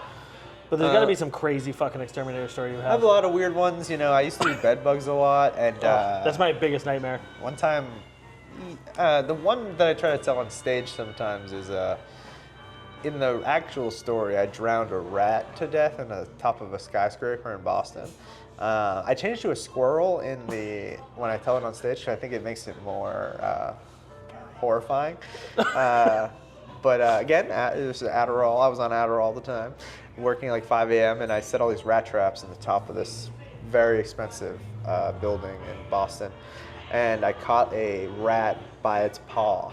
And when I went into the closet, it was in this jewelry place. I don't know if you've ever seen Uncut Gems, but it was kind of like that jewelry thing where you had to go through all the security, and it was like, and they had customers in there. It was like 6 in the morning, and there was just like Middle Eastern guys trying to buy jewelry. So I'm in the closet, and this thing is freaking out when I went in there. And I didn't even know what to do. I go to the elevator with it, like if I gotta walk by all these guys, and I didn't even want to really pick it up. And what is the goal? Would the trap have killed it originally? Was that the plan? Yes, it was like an old school rat trap, but rats are pretty smart. They'll like fuck with them before they go on them sometimes. And I called my dad. I was working for my dad at the time, and he said, what the humane thing would be to do is just, if you can, drown it. That's the humane thing to do? Well, you have to kill it. It's going to die no matter what. It's really fucked up. And I didn't want to do it. I was like, well, I'm not going to do that. He said, all right, well, you can also put it in a bag and swing it over your head and nail it off the cement until it's dead. Or if you want to be inhumane, you can just leave it in an dumpster and let it suffer until it dies. So I went, okay, I think I'll try drowning it. And I picked it up. I feel like put it in a bag and smash it against the cement is more humane. That's what my brother Kenny does, but I couldn't imagine myself. That seems more humane. I couldn't imagine myself doing it. I just was like, especially in the closet, I was like, dude, I don't want to beat this thing. If I found a rat, and I know that this is not a judgment upon you. If I found a rat with a paw, I would have to take it, and then I would have to nurse it back to health. Yes. And then I would have to keep it as a pet for the next 4 years. Well, that's easy to say until when you try to touch it, it's like spitting. No, I know, I got it. And it was more than a paw. It was like a full shoulder, like half of its head, and so I. Actually, you know what? I'm actually ready to kill a bunch of squirrels in my yard. So never mind, I get it. Yeah. And I think it is a allowed killing method of small rodents. Is you're allowed to drown them. I mean, they can't stop me. Yeah, but I think like legally in a court of law it would stand up as. I'm sure it was, yeah. And so I filled a bucket with water and I dropped it in there, and I was like, the trap drags from the bottom. I'm like, done. It turns out that most animals really want to live. So I don't know how this thing starts like breaching the water, and and like making a huge scene in there, and I'm freaking out.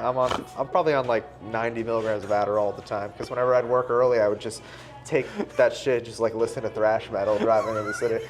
And it's breaching out of the water, and I'm freaking out. So I grabbed a broom, and I just kind of lightly pushed it down. I was holding it, and you can see the bubbles coming up from it. And I'm like, I probably sobbed. I was probably like, This should be a sketch. You should turn this into a sketch. I try to do it on stage sometimes and I usually preface it with, I love animals. It's gonna sound like I don't. I was vegan for a long time. I'm going back to veganism soon.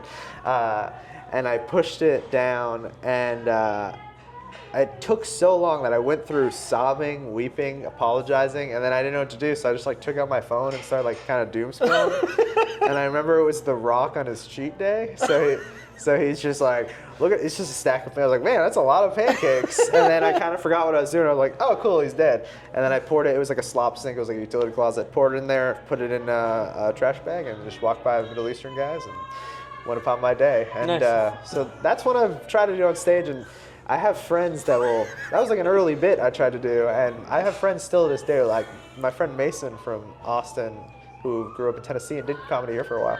They'd be like, man, I love that drowning squirrel story you do. And I'm like, of course you do. He's like, eats squirrels for his nutrients. But I've had squirrel. Yeah. It's very good. yeah, so that was one. A lot of weird ones. One time, me and my dad went to a apartment during a blizzard. We had to go through like 4 levels to put like stuff out for mice. And this one lady was really mad when you opened the door. You run into a lot of people that are just extremely. I did a lot of like Section 8 housing and stuff, so just a lot of people were not living well and hated me and hated everything. And right when we walked in, it was snowing outside, and the landlord was supposed to meet us there, and he didn't. He wouldn't answer his phone, so we decided to knock on doors. My dad was pissed. My dad has a huge temper that I've always tried to not take from him, even though I have it.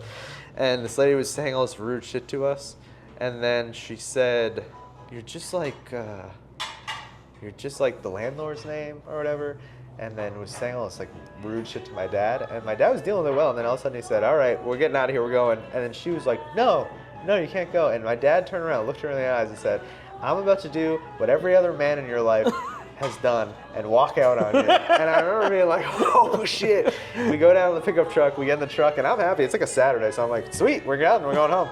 And she's like 4 stories up.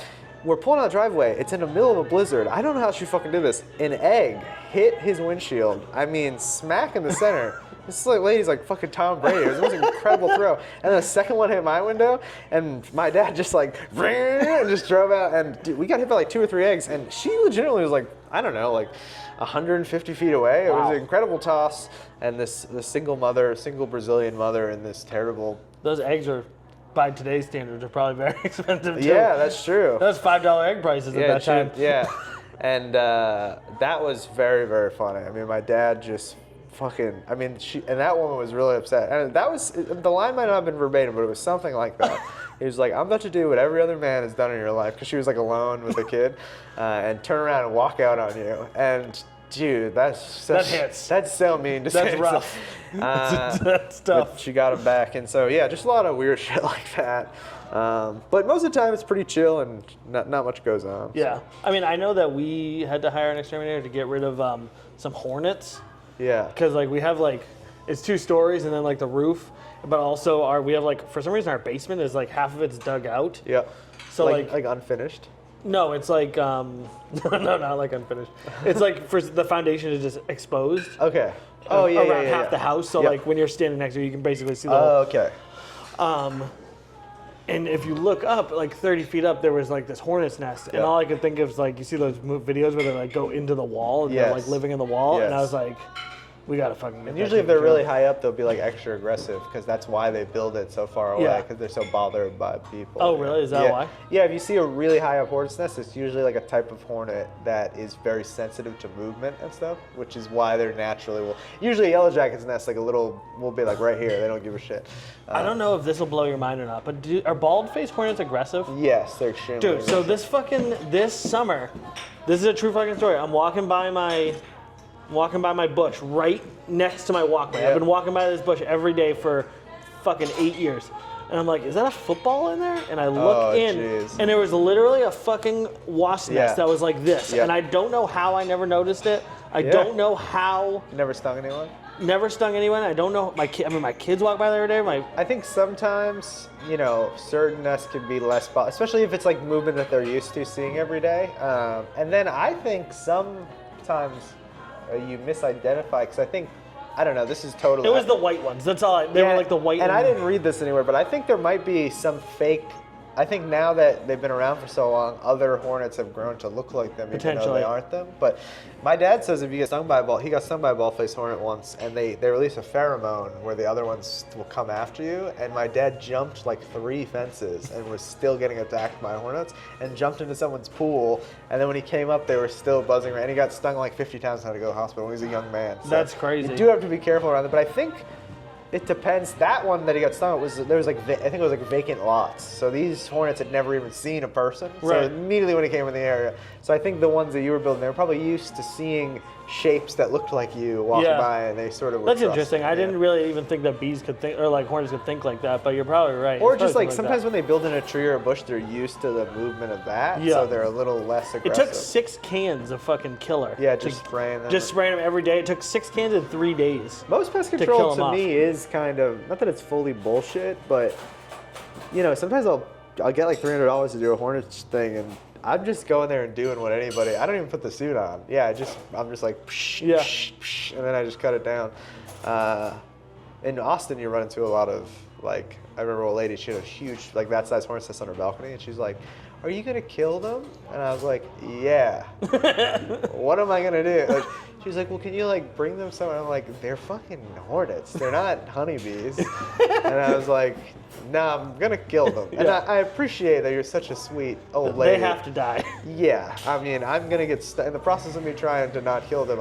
I would die. So, I run into that a lot in Austin. People being like, do you have to kill the rats in my house? And I'm like, we're gonna have to kill the rats. I'm really sorry. I had a friend who used to capture chipmunks in have-a-heart Yes, traps and then drown them that's in great. the have-a-heart trap. Is he a serial Which- killer now? That sounds like. And I remember bringing it. He was an older guy, Yeah. and I remember bringing it up to him, and him, like he's in his 70s now. That's terrifying. And so I brought it up to him, and he was like, no. It's just the most efficient way to do it. It's pretty efficient. And I was like, wouldn't it be more efficient just to get like a killing trap? And he said Yeah. that it would not be easier because the chipmunks had outsmarted them too many times. Yeah. But they weren't smart enough. They think that they're gonna survive if they go in the have-a-heart trap, Yeah. but then they don't. Sometimes I go on YouTube and watch. There's like homemade traps where you make a plank of wood that Yeah, goes yeah. over the water bucket. Yeah. And then I told my friend that on a whim one time because he just asked me out. He said he had a lot of chipmunks in his yard, and I should have said, I wasn't thinking, I should have said, yeah, you live in the woods. So are they in your house? So why does it bother you so much? I think his dog used to chase him or something. So I just told him that on a whim, and then he called me like a week later. He was like, man, I got like 30 of them. And I was like, hey, you gotta stop. Imagine there's so many that their bodies that now they can't even drown anymore. And They most just stand rodents, on if they smell another rodent, they think that means safe. Like when I catch a mouse on a trap, I don't even put more peanut butter on it. I just reset the trap with the dead rodent smell on it. I'll just like knock the old one off, and I catch another one always on it because they just think, oh, there was another mouse here, so it must be safe. Interesting. Yeah, so they have no sense of. There's like dried blood all over. They're it. just very trusting. They just think like, okay, there's been other mice here, so there must be food here. That's very Yeah, sad. yeah. That's very naive. I know. They're like little babes lost in the woods Yeah. with It's really sad, and that's why I. hope Ne- to, and that's 2020 why successful comedy career is what you're looking for. And 2026, I'm going to try to go for veganism all the way through the year. And, there's a lot of reasons. And one of the main reasons I'm recommitting to it is that anyone I've talked to in Austin about doing it, all my comedian friends are like, why? That's like the dumbest thing ever. And my tip for comedians is if you have an idea and 90% of your unsuccessful comedian friends tell you it's a dumb idea, you're probably onto something. Because if they knew anything what they were talking about, they would not be hanging out with you at an open mic. That's some smart thinking. And it's to make it unique. I used to smoke weed all the time, and I might go back to it. But anything you can do to change up your life doing stand-up it just creates material. Like, for example, I haven't written any bits about not smoking weed since I stopped, which was the direct thing that you could do. But I think I'm much more ornery and I'm much more bothered by things. And that has led to bits. So I think anything you can do to change up your lens. Like, for example, if I go back to veganism, I'll have to eat at different restaurants. I'll have to think about different things, take in different YouTube. And specifically, things that most comedians, especially most comedians like me, who will drop a slur on stage every so often. I don't know if there's many vegan comedians. What's your favorite slur to drop on stage? No, I'm just The kidding. R word, which You have to in Austin. well, it's become less of my opener. I call myself. I say. I used to be a bar back. If you don't know what a bar back is, it's like when you're a little too ugly and retarded to be a bartender. And I'll change it to autistic sometimes, or change it to stupid. But I think autistic is like more hack. And I am calling myself that. But then my girlfriend pointed out something because she's so smart. Later in the bit, I go, yeah, I would just hide in the freezer like Quasimodo or whatever. And she goes, yeah, you're indirectly calling Quasimodo a retard, which is very mean because he's just physically, and it's just a mean thing to do. Yep. Especially for like, he's one of my favorite characters. Yeah, but she's a Shakespeare major, Yeah. so she was, and it is mean. I know it's very indirect, but now I think about it, I'm like, God, that is really mean to just call. Quasimodo's trying his best. He's ringing. you know the what? bell. It's not the taming of the shrew, okay? But we're Yeah. up here doing our best. Yeah, it's not Shakespeare in the Park for sure. It's yeah, she's the best. That's why she's so smart. That And is smart, I though. still say it, but last night I copped and said autistic when I opened with it. But tonight when I go back to the comedy studio, I think I'm gonna not open with it, but I'm gonna do the R word. The words are back in full. It depends who you are, and you know, ultimately people are gonna judge you for stuff, but. You know, one of my friends was like, well, you know, Shane Gillis doesn't even really like say the word retard anymore. I'm like, yeah, I don't judge what I say based on what Shane Gillis says. You know what I mean? If I'm not going to say it, it's going to come from within me not to say it. But, you know, I like to be able to do both types of rooms. I do improv theaters. I do stand-up there. I don't do improv. I wish I did. I probably should get into it. But I was going to say, why do you wish you did? You could very easily start. Because I just am terrified, and also I would judge everybody there. And they Dude, would all improv is so much easier. I know, they're so supportive. I wouldn't say it's easier, but here's the thing about improv versus stand-up that I found is like, I've always done everything I've ever done off the cuff. Yeah. And I realize that now that that's just a fear thing. Yeah. Because like if I put a bunch of effort up front and then I bomb, it hurts so much more It does, than if yeah. I'm just like, well, of course it was terrible. I just came up with that And just whenever now. I've seen improv groups, they're so supportive of each other, which is the exact opposite of stand-up. Like, you write a good joke and you get off stage and all your friends are like, yeah, you know, I could have wrote that joke if I was fucking dumb like you or whatever. They think whatever they're doing is the height of... They're less fun to hang out with. That's why I talk less shit about comedy, because I've realized there's so many guys who will talk shit about a comedian, and to me it puts a big old target on your back, because I'm like, I'd like to see what this guy does on stage. And they go on stage and they're doing the same stupid bullshit everybody else. Very rarely is someone talking shit to comedians, they go up there and they're like reinventing the art form. So it just puts a big old target on your back, and for the most part, at a low level, everybody is doing some version of dick or vagina jokes, and just... You might think your stuff throw is in a poop joke every once in a more while. important because you're so close to it and it means so much to you. It's like hardcore bands. You're always going to think when you're starting out, you're like, well, I mean, our band is way doper than every other band. And then you listen to it 10 years later and you're like, this is the worst shit I've ever heard in my life. So I try not to be that way. But sometimes, you know, if you're an auteur of what's good, it's hard not to. You can't, yeah. When you have tastes, Yeah. when your tastes are up here, it's hard not to sometimes. Yeah. Last question. This is just me being very indulgent and nerdy about writing. Sure. I want to just talk to you, and anyone who doesn't give a shit can sign off. I don't care. But I want to talk to you about, like, how do you, because I've looked, ever since I started, especially stand-up, I've looked at how do people write a joke. And every single explanation from Jerry Seinfeld all the way down to fucking just some schlub on the side of the road. They all think that they're giving you the information and they're not. Yeah. You know what I mean? It's always like, like Jerry Seinfeld's biggest advice is like, sit down and write for an hour or 3 hours a day or whatever. He Yeah. sits down and he's like, I just sit there and I write. And he also only writes like an hour every 20 years. So Yeah, it's- but- he acts like he's there, like, and I'm like, where is this all going? But my question is, what is it, well, like, how does it look like? I guess the first question would be is like, how do you find, let's just walk through the whole process if you don't mind. Yeah, how don't mind at all. Let's start with like, how do you find something that's funny to make a joke out of? And how do you know that it's something that's worth trying to make a joke out of, and something that's just funny that you're never going to be able to turn into a joke? I definitely, writing is my strong suit. I get called a good writer, which when I started, I took as a point of pride. Now it feels like a backhanded compliment when comedians say it to me, because they feel like they're just saying you're not a good performer. The first thing, if it's available and you're open to it, which I'm not anymore, is abusing Adderall and sitting at your desk for 10 hours a day. I definitely do a lot of put it in my phone first, ideas in my phone, something to draw. Can you give an example of something that you put in your phone that isn't worked out yet that might? So yesterday I showed my parents the Muppets Christmas Carol, and because I think it's the best version of the Christmas Carol. Absolutely. And my dad's a huge. I won't even get to this part, but my dad was emotionally moved by it. He was like, "This is incredible," and I was like, "I told you, Muppets Christmas Carol." And at the end, I swear, I had a tear in his eye. And we stopped the Christmas Carol, and he just immediately switches over to Fox News and is back in. And I'm like, "Did you not even understand what the Christmas Carol is trying to fucking teach people?" And so I just put it in my phone, and then I will sit down, and I'm a big.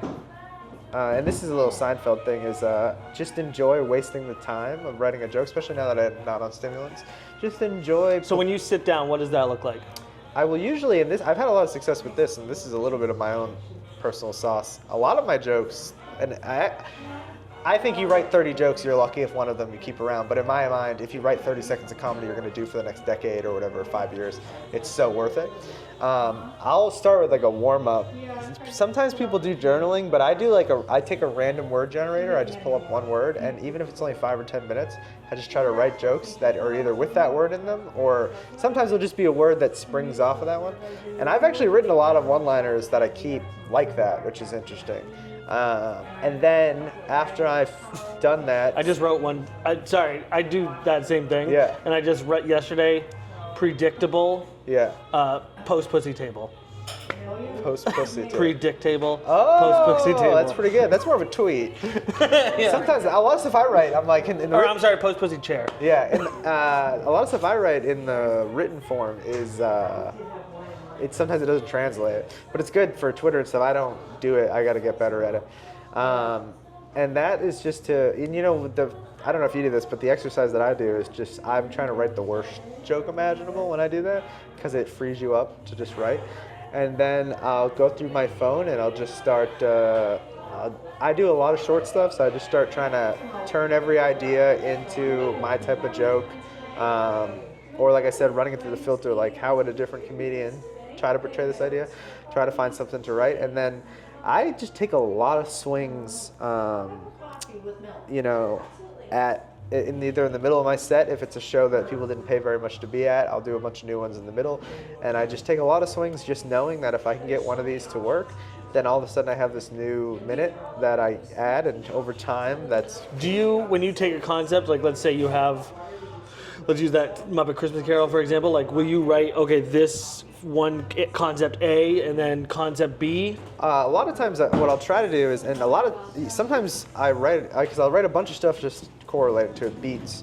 And what do you mean by that, beats? Kind of like a setup punch or something where I expect a laugh to be. And I try to put as many of those in there as possible, because a lot of times the laugh the thing I end up going with might not even be related to what I originally was writing off of.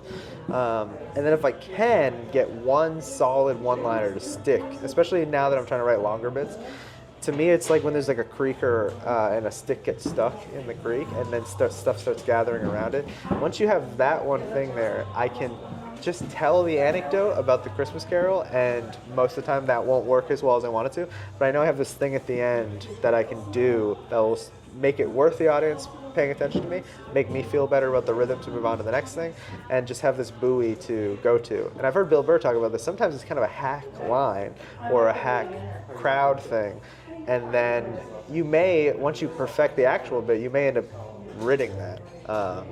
And not even doing that line.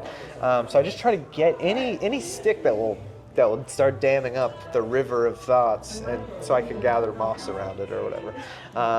And that's sort of how I go at it. And I'm figuring out, like I said, I stopped doing Adderall like a little under 2 years ago. So I'm actually kind of reinventing how I go about it, because I used to just sit at a computer for 8 hours and write 100 of the worst jokes you've ever, Right. when I was methed out of my mind. So, which is not I'm kind of thankful I didn't get successful doing that, because then I would never be able to not do that. So then I would ruin my. It's not a tenable situation.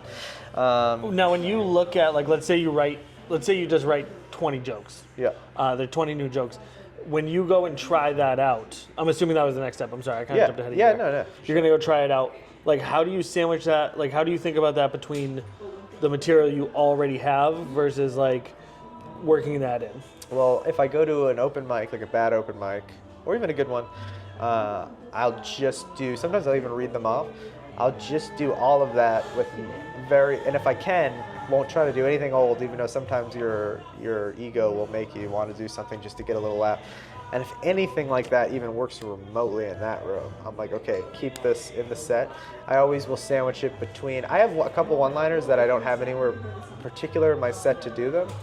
Greg Fitzsimmons calls them grenades, where it's like, when I lose the audience, I know that I have 2 or 3 one-liners that, okay, I lost everybody, I'll pull the pin off this one-liner and throw it over there just to get them back. Yep. So usually I'll always, when I do a new joke, if it doesn't hit, my brain naturally goes, okay, do the one-liner now, get it back real quick. And that's just like kind of learning to work the room and do craft stuff. Because there is, my friend Hans brought this up, there's the craft of hammering an act out, and then there's the artistry of doing new jokes or whatever, and you kind of always have to be working on both things. Because really the most artful thing is to go up there like Rory Scovel and rarely ever say the same thing twice and still be amazing. Right. But I think the more realistic thing for most people is the craft of like, this 10 minutes I forged over 6 months, and now it's like... Right. Let me ask you this before we continue. How precise is the written word to what you say out loud? A lot of people I talk to have said that they don't like writing. Like, I've heard a lot good comedians and big comedians and small comedians say they don't like writing it word for word because it sounds too written. I love writing it word for word, and I think part of the reason maybe it works for me is A, it's just my style, but B, I'm just kind of a dumb ADHD guy, so even if I write it word for word precise, when I end up saying it, it probably will come out a little different anyway. So I like to get it as precise as possible. And then the biggest thing out of everything, which I should have led with, which I learned from Joe List, is listening to your sets. If you're listening to one of your sets, you are writing, even if you're not writing anything down. And it's very painful, and I work to not, I'm starting to listen to some old sets now, and I'm trying to not do that thing where I just hate on myself the whole time. I'm actually trying to do the opposite, where I'm looking at it as if I'm looking at like a younger comics act and looking for the good in it. Even if you struggle writing, if you had to record every set and listening to every single set, even if all you did was that, and then either transcribe, basically write anything down that was good that you said, or write any thoughts you have. Kind of like when I watch a comic from the back of the room, I'll often have a tag for them, because I'm looking at it from this way, they're so deep in what they're trying to do that they miss like little things they could be saying. Is there, when you're going to look at sets, do you find that it's better to give yourself space between the sets, like you don't watch a set until 2 weeks out, or do you try to make it as fast as possible? It depends. If it's a good set, I often will listen to it on the way home, because I'm just like, yeah, I'm really doing it or whatever. And if it's a painful set, I will maybe never look at it ever again. I think it's good to listen to every set, and I think a lot of people struggle to sit down with the discipline of writing, and it's hard to know what to do.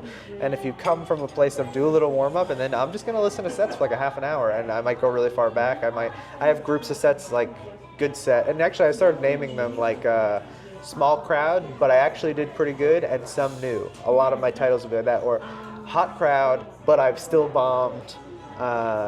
I don't know why. And like, so when I look through them, that'll help me. Cause I used to name it like after the venue or whatever, but then after a year you look at it and you're like, I have no idea what this was like.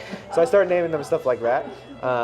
And I think if you just do that, that gets you so far, because you realize what works, obviously. You realize what you like. I have a lot of like lip smacking noises that I'm trying to work out of I just don't like it personally. I don't like how it sounds. I don't like the cadence. I think it makes me sound insecure and stuff. So you just pick up on things you want to change, and it keeps you constantly ingrained in your own output. And so I think the listening to sets, and it's something to do every single day. Like I have hundreds of sets I haven't listened to on my phone. So there's really no excuse for me not to sit at my desk for half an hour every day and listen to 3 of them, 4 of them. That is the biggest thing. And I don't know any comedian, maybe some, but very few comedians that don't listen to their sets are good, I think. And then, I think everything else is, you have to find personal. The word generated thing works a lot for me. I'll collect 10 news article headlines and then try to write jokes on those. And usually I'll only do that for like 10 or 20 minutes nowadays because it's very hard to focus for me for that long. And then I think I was doing that for a while, and also trying to get script ideas and stuff out of that. And what I found with headline articles is that you're almost always so polluted by. Yeah. Because there's some fucking really funny writers that just write on TikTok and YouTube comments. You know what I mean? Yeah. Or I saw one the other day. It's kind of dark, but the Rob Reiner thing. The top comment on a YouTube video I saw was, "Hello, my name is Nick Reiner. You are my father. Prepare to die." And I was like, this guy is so funny. That's dude. Comment sections are honestly the funniest places right now. But it's good when you see that. I just tell myself, that was there for me and I didn't find it. So you just train a lot of stuff. Or you could be like, that is there for me and now it's mine. And you got to decide, I'm a short form guy. So, and this is a Jeselnik quote. He's like, I just decided I'd write 100 jokes a day and that's how it would get better. And I don't always match up to that. But I do I go through manic periods where I write an insane amount of bad jokes. And then I get a few good ones out of that. And now my next year, a big thing is going to be burning down my act. Like I said, going up there with no weapons, because I think it's good when you start because you're forced to just try stuff because you have long lapses in even a 5 to 10 minute set. Right. Where you're like, damn, I'm not getting a laugh every 30 seconds. Now I've forged a thing where I feel like I'm doing really well and I stick to it too much. Just being super aware and honest with yourself. And also, like I said, I think the Jerry Seinfeld thing where just enjoy wasting your time and I don't think comedy is a thing you can churn out. I mean, you can, but at certain periods, but I think you just need to enjoy that process of laying on your floor with a notebook and writing a joke in a couple different ways. And it's also just taking a little bit from everybody. I was so obsessed when I started with everyone's writing process, and it wasn't, at first I was like, I'll find how what person does it perfectly. And I realized oh no, I'm gonna take 5% of what everybody does. Right. Except for the listening to sets. And now even sets with no one there where I know I'm gonna do bad, taping sets. Yeah. I'm like I said, people call me a good writer, which now to me rings as bad performer. So I'm taping them and I'm looking at myself on stage, realizing I don't use my eyes, I don't use my face, and I'm too deadpan or I'm too stoic on stage. And watching and listening to yourself constantly, I think is, if you don't really know where to go with anything, I think that's a great place to start. And I think it's a great thing to do because when you do longer sets, eventually if you ever get to the headliner status, that's necessary to learn how to do 45 minutes an hour. You're gonna have to listen to yourself, and it's really painful. Even when it's going well, I'll be like, why didn't I stick with that? I was making the crowd laugh with this riff, and then I have this thing where I'll do really good with something, and then I'm like, okay, I'll go back to my jokes. And now I listen to myself, and I'm like, no, don't go back to your jokes. That was working, or you'll be having a good set, and then you'll ruin it by saying something way out of pocket. And your memory, usually when I think I did really bad, I listen to a set, I realize I did a little better than I thought. Usually when I think I killed, I listen to it, realize I did a little worse than I thought. Right. So it keeps you very in the moment, very on track of what you're doing. So I think that is the most important thing, and you forge all your writing around that, around listening to your sets. And it's so painful, so if you can teach yourself to be positive and not hate yourself, the earlier the better, because I think I've held myself back by being I don't want to listen to this set, because even when it goes good, I hate what I'm saying. Right. But yeah, I guess that's a pretty good summary. And then when I go to open mics, I used to really think other comedians were judging me, but a practice I did where I was after I do an open mic, I try to think who bombed really bad last night, and you just can't remember. You just don't remember. Yeah, nobody's really there paying attention to anybody else. Everyone's in there so in their own head. And then if someone wants, you just got to lose that, because I think the experimentation is the biggest thing. Yeah. And then when you're in front of a real crowd, you know, that's when you're like, you have a little bit better instinct of what new stuff might actually work. And Right. a lot of times you're still wrong or Right. whatever. And Well, this is the other day I was at can only go to 2 open mics a week because Yeah. I have kids, but also because there's just not that many open mics around Yep.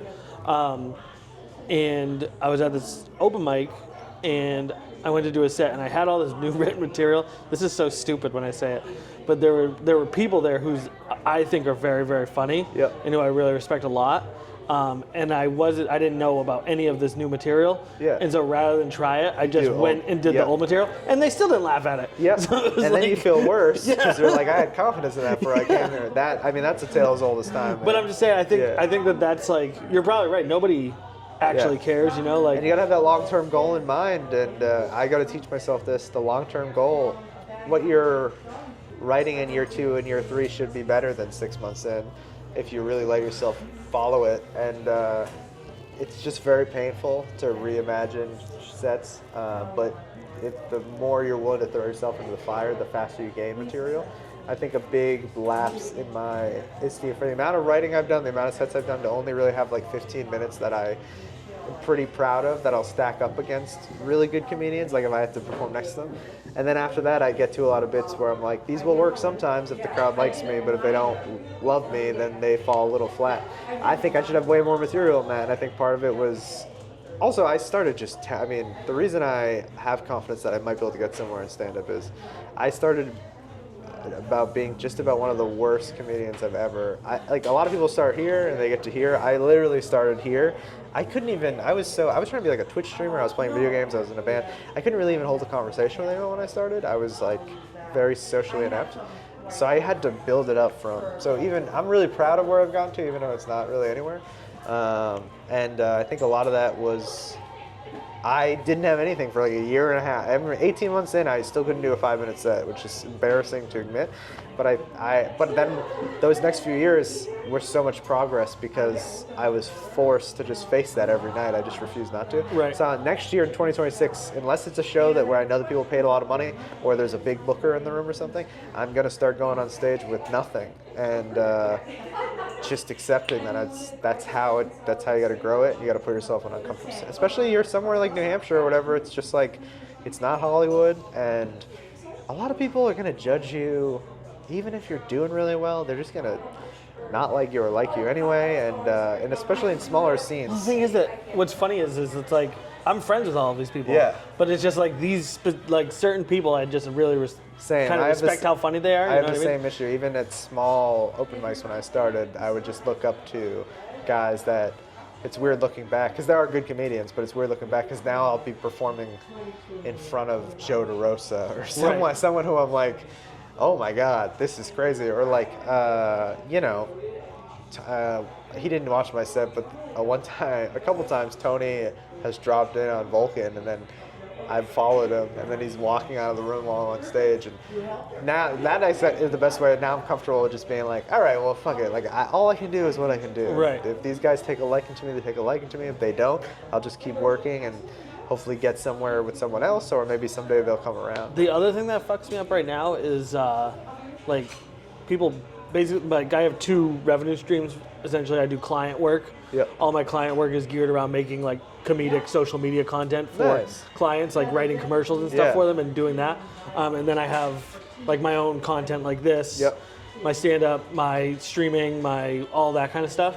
And so what fucks me up is when I'm on stage and I bomb and I'm like, all right, well, people pay me to Yeah. do this. So like I know, like I don't know why. Well, it's like a you know what I different mean? skill, but I think the best thing to take from that is you should just be working as hard as you can, because once you have a solid half hour, you're uniquely designed to then, because the goal is just to get people to buy tickets to see you, and you're going to be able to do that way easier once you actually have the Right. product where when they come out, it's worth the ticket admission. Right. So yeah, you should just be working as hard as you can to get like the 30, 40 minutes of whatever gold is to you in that, I think gold at 4 years, then you're 10 years in, you're like, oh, that was all trash. But because I'm at the point where like even if I could do 45 and crush, I still couldn't get people to come out and see me because I'm kind of bad at that side of it. Right. So it's good. I just agreed with you way too quickly. No, I mean, That's not it's what I true. meant. And most comedians are like that. I mean, even the most talented ones.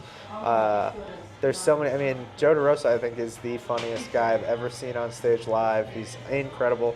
And he just recently, I feel like, I mean, he's always been a professional comedian, but just recently has the internet fully embraced him as like an unbelievably funny guy.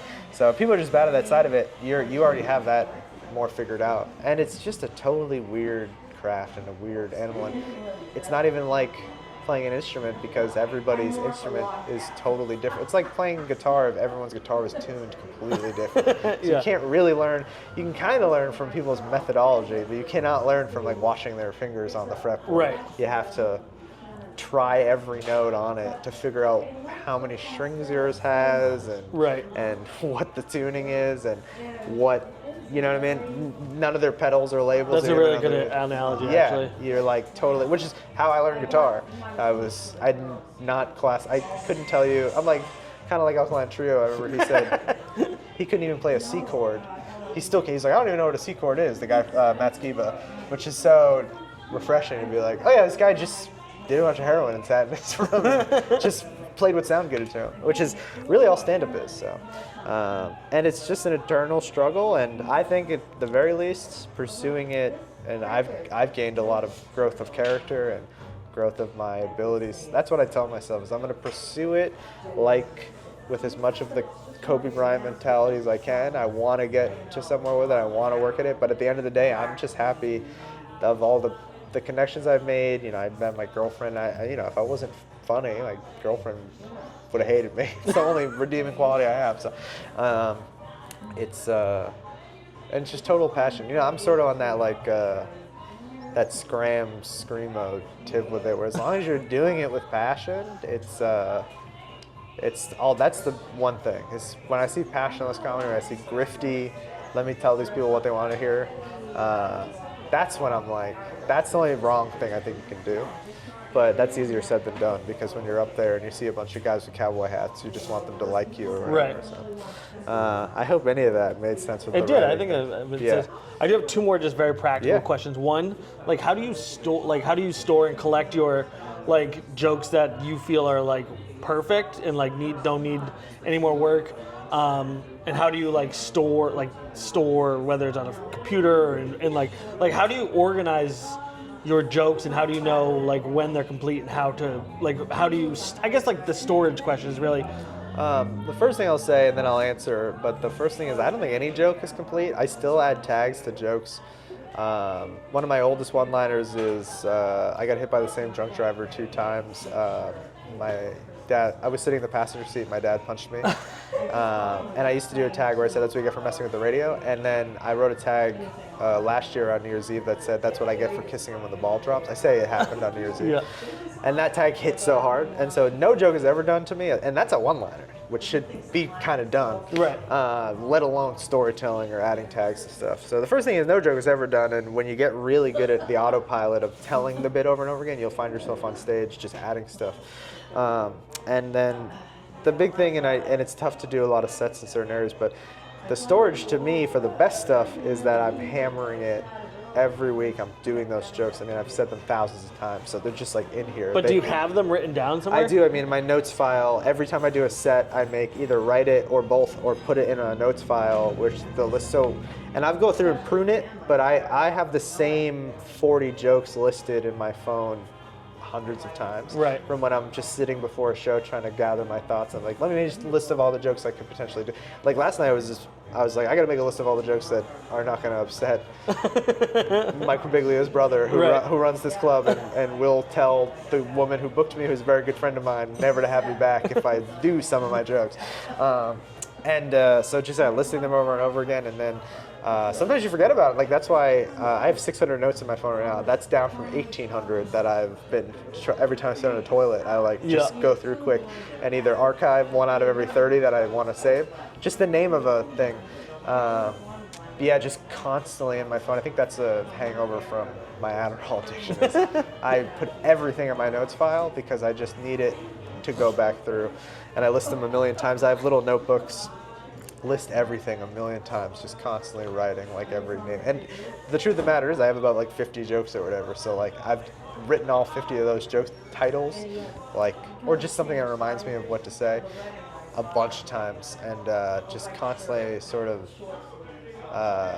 obsessively like writing them. You know what I mean? And That was kind of my other question, was how do you memorize? Like, how do you listening to the sets. just listen to the set and then... Yeah, and then eventually I've said them so many times. And before a big set, I'll listen to a really good version of the set I want to do, because then you're hearing yourself say it. It's like listening to a song a million times. Yeah. And just performing them all the time. I mean, I'm a big like just hammering them. Even when if I go to open mic and I don't have anything new, I will do the little jokes just to hammer saying them. Do you ever joke to cashiers? Do Do you ever hit them with a set? I get hit with, my girlfriend pointed this out to me. She was like, "You are approached by more weird strangers that tell me jokes, and that somehow they don't know who I am. They don't know I'm a comedian. I get punished with other people's fucking shit just all the time. I don't know what it is about my look. My dad, I brought up to him one time, and he said, my dad says every time there's ever been a person with Down syndrome in a room with him, I think it's because my dad looks like Chief from One Flew Over the Cuckoo's Nest, kind of. His friends call him Chief. They come up to him and just start talking to him. So there's something about my family's essence where people that have a lot of goofy thoughts and are a little lonely want to just spew it on them. So, and I love it. I've actually learned to embrace, because you learn a lot about people when you just let them speak to you. And it's something I have to work on. I'm definitely a little in my own head, and I call myself a narcissist. I don't know if that's what it is, but I'd rather be on the other side of it, where I'm a nice listener and stuff. But I don't really. People always will be like, "Go tell." The drunk driver joke is one when I was single and a girl would go tell me a joke, give them that one or whatever. But I definitely will just tell people, it's like, that's not how it works for me. Yeah. When I go on stage, it's me, but it's a very thought out version of me, and me talking at length, trying to make people laugh, just not as much. Like, this has been a very unfunny podcast from my end, and I've accepted that part of myself. I think you did fine. Thanks, man. I appreciate it. All right, man. Well, that is it. You did it. You made it through the gauntlet of This is amazing. That 120 minutes. Whatever. Wow. What is that, 2 hours? Yeah, it's 2 hours. Paul, it was super nice meeting you. Where can people find you? Real, R-E-A-L, Paul Cyphers, C-Y-P-H-E-R-S on Instagram. That's where I put most of my effort in, and that's the name I use for everything else, but I don't really post on anything else. But 2026, it might change.